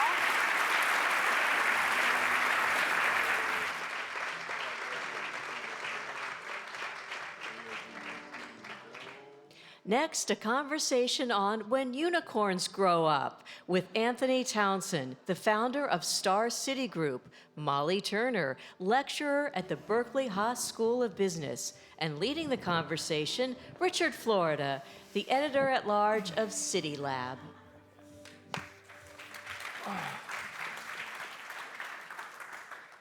Well, hello, everyone. It is always a delight to be back at this remarkable event, talking with mayors and government innovators, city innovators, and city builders. This is a fascinatingly interesting subject, and one that's very timely. When unicorns grow up, the future of urban tech. And we have 25 minutes, and get ready with your questions at the end. I'll make sure to call on you. Really, it's an interesting time. All of us on this panel have really dug into this field of urban tech. And I don't know, maybe there was some expectation, but the fact that these unicorn companies, WeWork being the most obvious example, just sort of blowing up right before our eyes. And what does that mean for this space? Does urban tech continue? Does it change? What does it mean for cities? What does it mean for this country? We have two fantastic panelists. Molly Turner is deeply engaged in urban tech and policy regarding it. She's a lecturer at the business school at the University of California at Berkeley, the Haas School. She teaches a course, I teach an MBA program too, on tech in the city. She's on the board of SPUR. If you don't know SPUR, it is my favorite urban policy body in the Bay Area. And she is my colleague, co-host and co-producer of the CityLab Technopolis podcast. Prior to that, Molly worked for a long time in public policy and Airbnb. Anthony Townsend is the leading expert on technology cities. He's written an incredible book, which I recommend to everybody, on smart cities. He has a new book coming out called Ghost Road. It's about driverless cars, Ghost Road. He's the founder of the Star City Group, an urban futures group based in New York City. I just want to spend a couple of minutes giving you an overview of this field called urban tech, and we'll go to the panelists. This is really a fascinating field. And I'm someone who studied venture capital finance, high technology for nearly 30 years now. My original research was on this. Urban tech spans a variety of industries, hard to define, ride sharing and mobility, co-working, delivery, smart cities, construction technology, property tech. The last time we were able to look at the data, this sector across the world attracted $50 billion in venture capital. That's bigger than pharma or biotech or artificial intelligence or cryptocurrency. But recently there's been something of a recoil. There's been a shakeout in many of these companies, and there's a backlash in cities, which we'll talk about. But not all of us, there are many people from outside the United States, but many of us are Americans. This is the first venture capital finance high technology industry that the US has faced a really large-scale challenge. When I was first starting venture capital finance high technology industries, the US accounted for more than 95% of all investment. In urban tech, it is now down to 45%. China has a third. Together, Beijing and Shanghai have a larger share of this field than the San Francisco Bay Area. So this is the first time that we've seen a more globally level playing field. And just my final prefatory remark, this is a big transformation.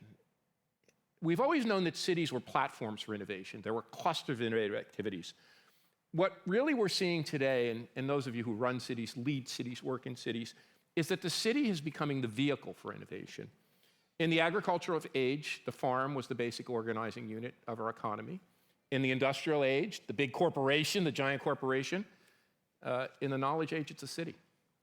And I think that's why we're seeing this intersection, interpenetration of cities and technologies. Well, anyway, enough for me.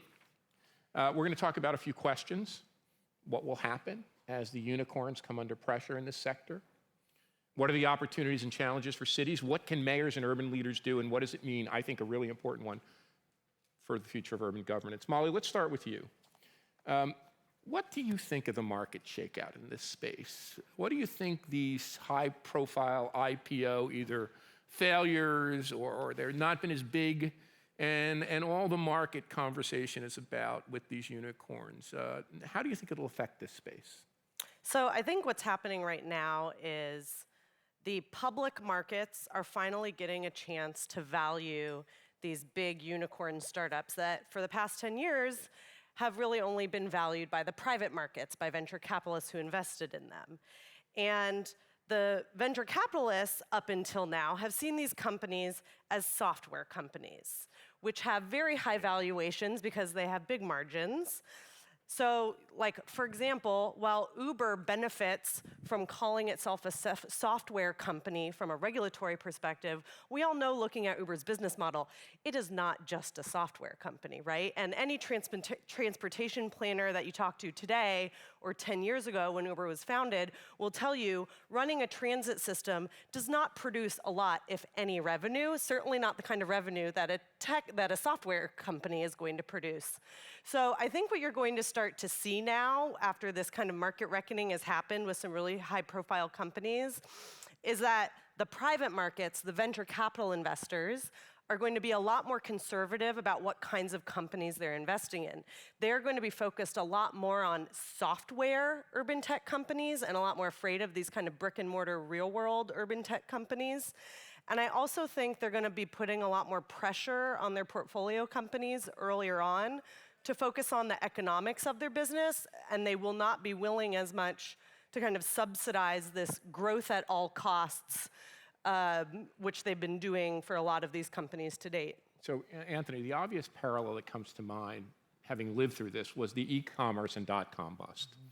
And I remember people saying, well, it's going to go away. People are going to go back to shopping. And now, you know, Amazon is just a mammoth player in the e-commerce online shopping space. So what do you think? Do you think these unicorns are too big to fail, which is kind of the title of our panel? And what do you think looking out, I don't want maybe a decade or so, do you think a small group of them will be successful? How do you think this shakeout will occur over the coming decade or so? Yeah, I mean, we heard in the last session about the article that ran in the Atlantic that was asking, you know, what's going to happen to millennials when their cost of living is suddenly no longer subsidized by VCs. You know, I've been thinking about what that means when it happens at like a citywide or society-wide scale, and it's, you know, thousands, tens of thousands, hundreds of thousands of people facing those choices. And it's not just, you know, hipsters and millennials, it's the single mom, you know, coming home from a shift after the buses stopped running, and other people that have reorganized their lives around these services. And so before I came down, I looked at the District of Columbia, you know, and how have these services changed the way this city works over the last decade. 2 out of every 3, roughly, taxi rides in the district are carried by Uber. Yep. And it's a much larger number of taxi rides than there were 10 years ago when you had this weird zone-based system here. Airbnb is something like 25% of all the short-term hotel rooms and accommodations here in the district. And it's both the lowest end bargain hunters and the highest end looking for like a super unique boutique experience. And then WeWork is like between 1% and 2% of the commercial space, but it's the most dynamic, valuable space because it aggregates demand by creatives and freelancers that otherwise couldn't probably get into the central area. And like every WeWork building is its own economic cluster.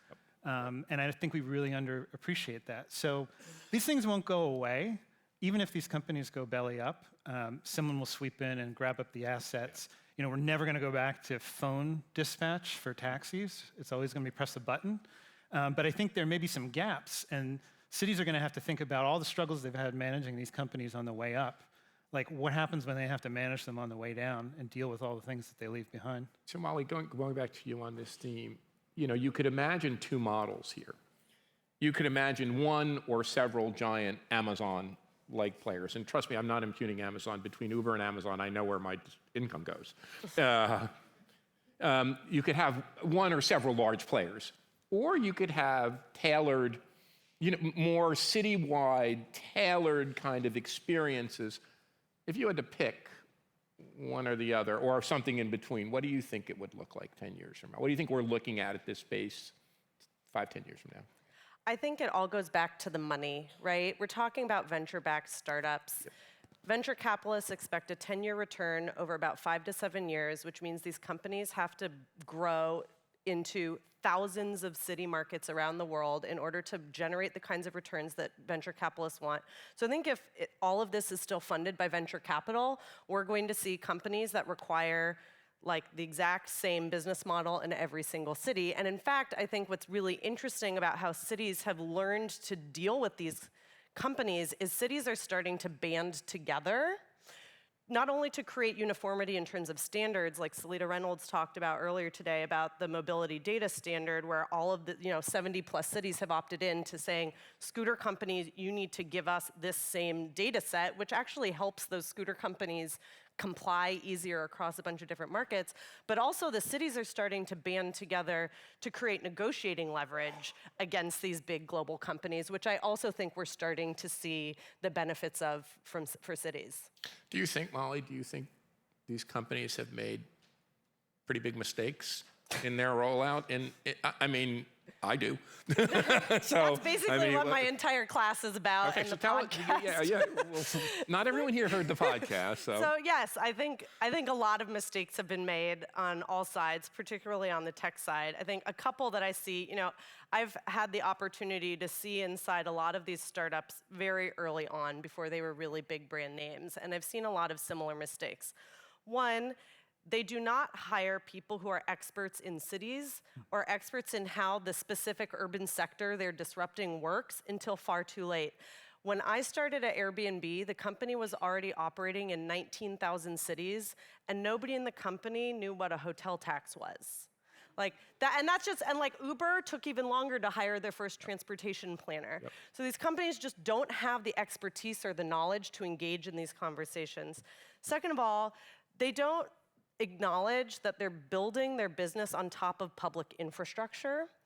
And that explains why they're not engaging in public discourse about how they're impacting cities and what their role is in cities. But third, I think a lot of today's tech companies are really learning the wrong mistakes from the earlier ones, Uber and Lyft and Airbnb. Like the Uber playbook of just bulldozing in and begging for forgiveness later does not work anymore. Nope. Cities move way faster than they did. No one will tolerate that. We as a society, I think, have a better common understanding of what some of the unintended consequences of these tech companies can be, and we want to mitigate them before they happen. So cities are regulating a lot faster, but also I will add, the story is not over. A lot of people think, oh, Uber, it was so successful because it was able to grow so big, and it really won this regulatory battle with cities. But at the end of the day, government's batting last, right? New York just passed a cap on the number of Uber drivers allowed in the city. Just last month, the entire state of California passed AB 5, which regulates these drivers as employees, which is going to completely undermine that business model. So the story's not over. The lessons haven't all been learned. So one of the things that you make me think about, and we both teach in a business school.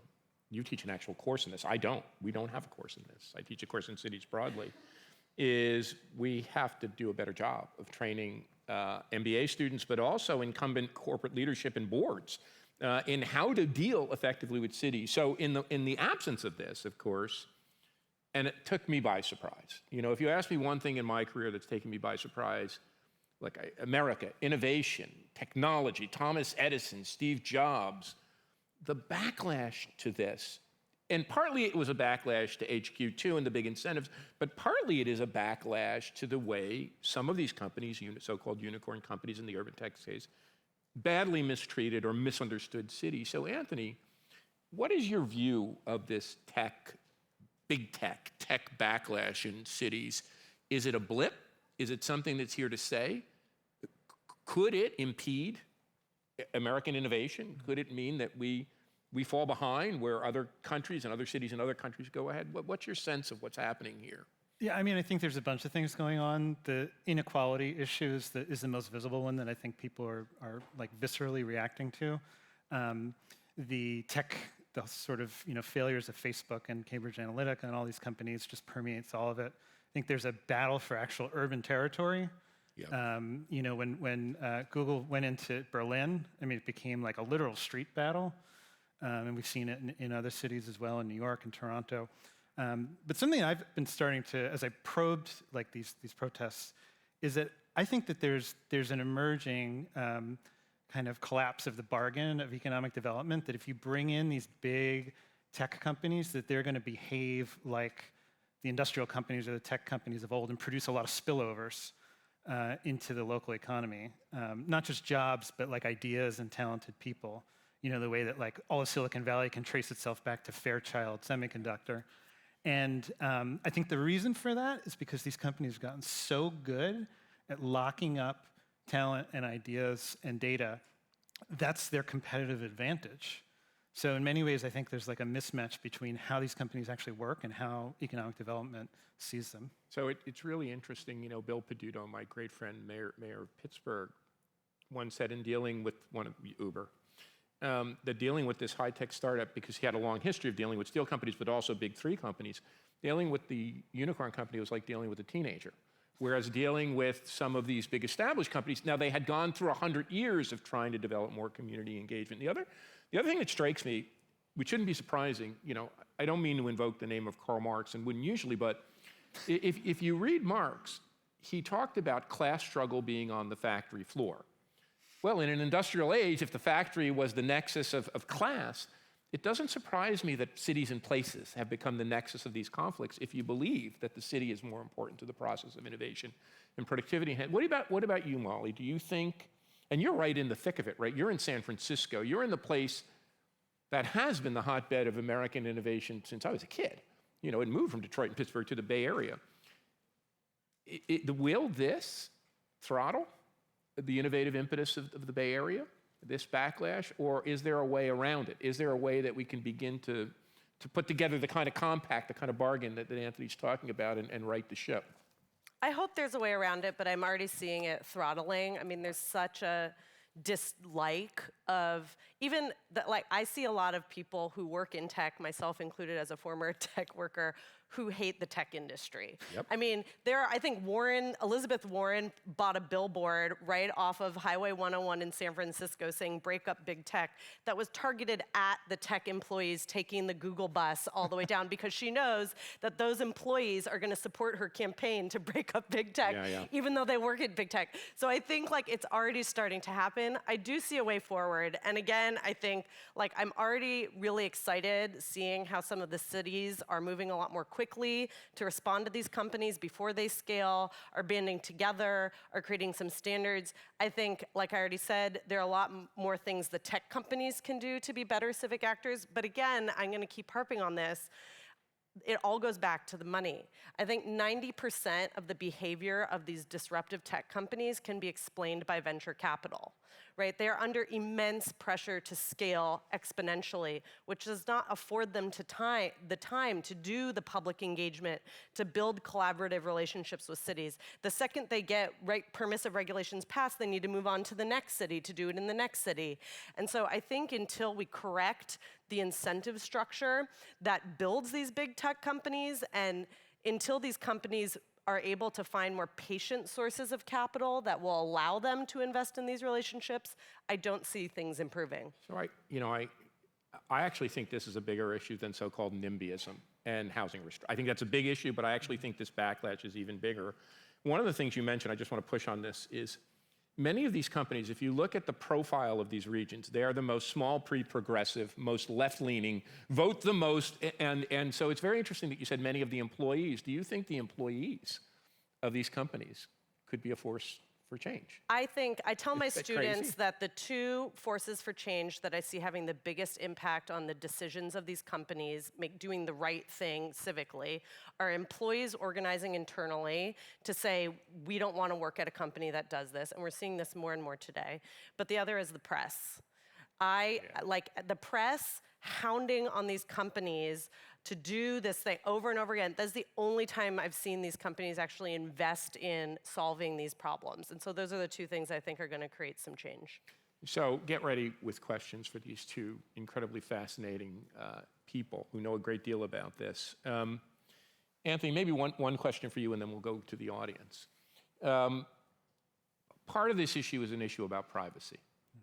And boy, oh boy, has that been a big issue. And Shoshana Zuboff, professor at the Harvard Business School, wrote a book on surveillance capitalism. And that's part of it. But the bigger question with regard to privacy and more is, it seems to me that you said the compact is breaking down, and around privacy and around other regulation. Is there a new compact, or let's call it a governance model, or set of models that we could begin to think about that would help bring that compact back together? I think I look at this like every time there's been a big wave of public sector reform in the US, like in 1890s, 1920s, 1960s, it started in local governments and it's sort of traveled along with big changes in information technology, whether it was like punch card readers, radio, or mainframe computers. And we're really long overdue for that. And I think like when we talk about kind of fizzy ideas about governance reform, in the age of big data, like we need to just rewrite the charters. Like most city charters are Article 1, police department, Article 2, fire department. And it's like a 19th century management scientist's blueprint. And I think we need to update those. So we need to figure out like how we store data about individuals. We need to figure out like how we manage public records with modern technology. And we need to figure out like how we do voting and representation in some of the more creative ways that people have been talking about here. And those should be like the basic building blocks. So when I hear, London's going to be building 30 new districts and they're trying to figure out like what the rules are, those are opportunities to try out, rewriting some of the rules of government to adapt to the technologies. I know we have to go to questions. No, I want to no, make one last point. I know I've been hounding on some of the tech companies. I just want to say, I actually think this tension between the tech companies and civic leaders and civic stakeholders is healthy. This is something I've come to believe as my co-host Jim and I have interviewed a lot of people on our podcast. Like, this tension is actually good. Everyone is playing the roles they're supposed to be playing, right? The private sector and these tech companies are building new business models that meet unmet demands and help us think differently about things. The public sector is providing checks and balances, looking out for the public interest and the most vulnerable communities. And that tug of war is healthy, even if we don't always land in the right place in the middle. I think that's exactly the kind of tug of war we should be having. I agree. Can I add, Richard, one thing before we go to Q&A? It's I would okay. love We'll send it over to the best thing that these technology companies could do to like re-engage with the civic sphere is to pay their fair share of taxes. 100%. Because Amazon, Apple, these guys are. And hold on. And you all, stop the incentives. Stop it. It is crazy to take your taxpayer dollars and to hand it over in the billions. Totally it is a waste of money. So on your end, the tech companies have to do it. On your end, stop. And Sorry. it doesn't affect how CEOs decide where to locate either. And I love so you it's a all, waste. and you're my friends, but stop it. Okay, questions. So good afternoon. I am John, an MPA student at Columbia. I have one question that has two sides. I would like to know your opinion on the big techs developing huge amounts of lands like Sidewalk Labs in Toronto. And on the other side, I want to know about what you think about tech cooperatives. Tech cooperatives? Yes. It's over to you guys. Stump the panel. Yeah, I mean, the one thing I'll say is a lot of what we've been talking about, like 5 or 10 years ago, we would have called the sharing economy. And, it turns out that that wasn't like sharing like we do in kindergarten. It was sharing like, I'm basically going to manage a bunch of really expensive assets smarter using this technology. And the whole like sort of bottom-up collective side of that has continued to march along and develop some really interesting experiments. Like I haven't even heard of tech cooperatives, but I bet it's really interesting. That hasn't gotten as much attention since WeWork and Airbnb and all these other venture-backed companies have stolen the show. So I think we need to focus some energy back on them. Well, I agree with you. I love the cooperative model, but the reason it hasn't gotten as much attention is because it can't scale as quickly or hasn't scaled as quickly as these venture-backed startups. So until the cooperative model is able to access the resources and the power that these venture-backed tech companies can, I don't know whether it will be able to compete. I hope it does one day. As to Sidewalk Labs, I mean, I wish them luck, and I hope they create an amazing neighborhood. I, in general, question whether we should be building cities and neighborhoods from scratch completely, and wish we could invest more in our existing cities and building infill and all the things to make our existing cities better. So, question in the back. Jessica Cole, I'm with the City of Walnut Creek, California, and one of the things we talked about earlier today was how much cities do need outside capacity to do what we do.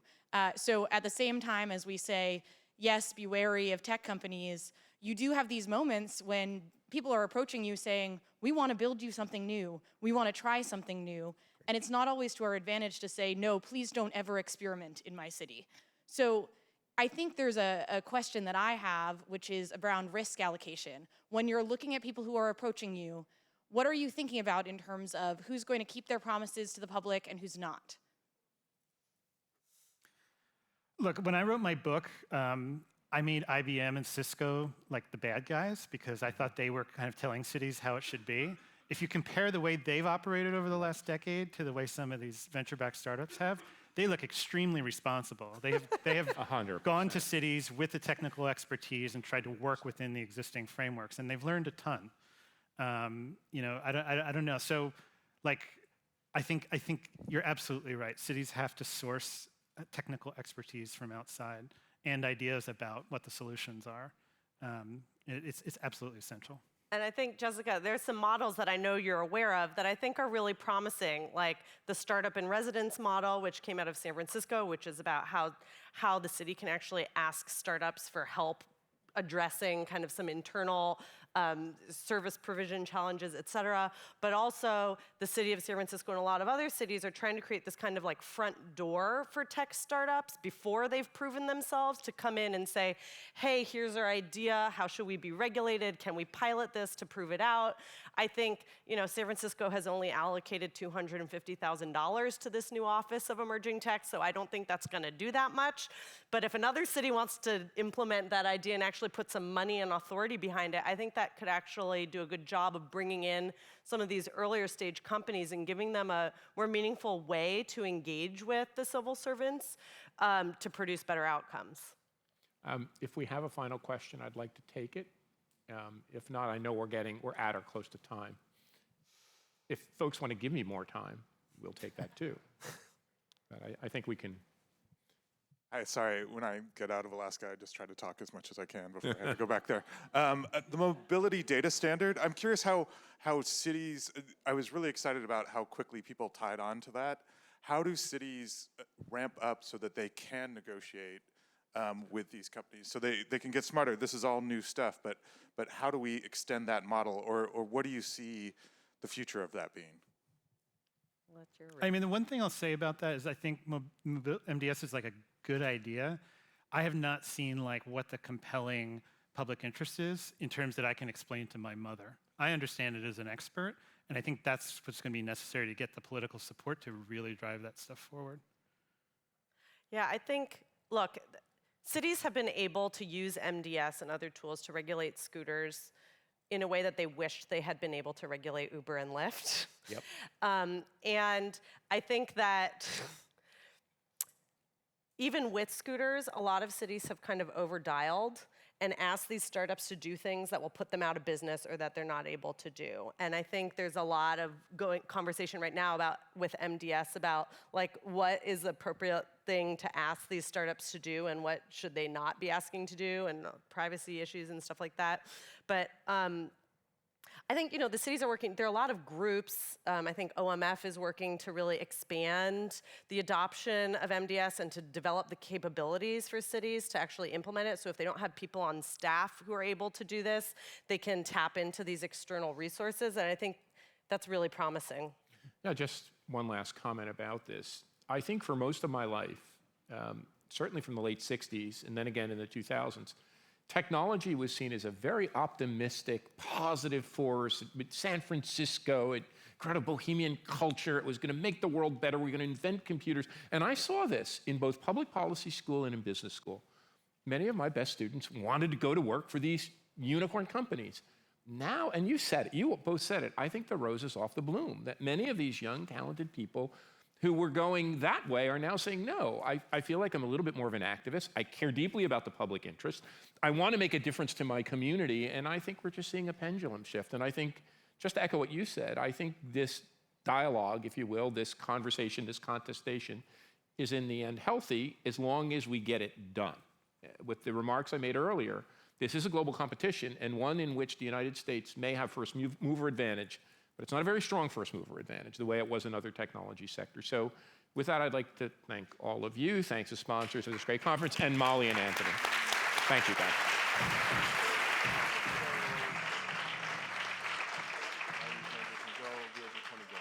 Please welcome the Aspen Institute's Kitty Boone.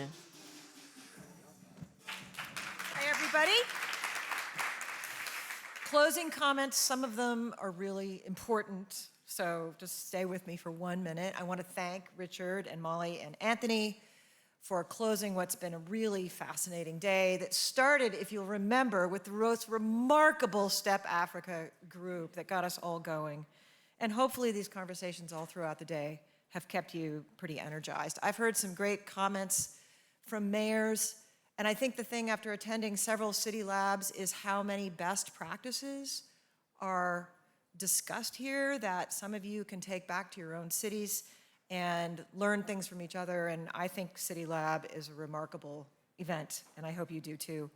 Our objective at the Aspen Institute is to gather individuals like you, leaders who can share best practices, who can share your values, and so that we can convene you and lift up the best ideas. That's our hope, and hopefully that's happening today. We could not do this program without our partners, and I would like to just take a minute to thank Amazon Web Services and Intel, Capital One, Exelon, General Motors, Robert Wood Johnson Foundation, and JBG Smith. Tomorrow, we're going to start again. There will be some field trips that are pretty exciting. Some of you are going to travel down to Crystal City to see the future home of Amazon HQ2. Others are going to walk the wharf, and others will have a chance to workshop on how to facilitate better arguments. If you've never done that, I highly recommend it. I have. Eric Liu and his group are fantastic. I know it's going to be another great day, and tonight you're going to have a wonderful party. And here's the important announcement. If you don't wear this, you don't get in.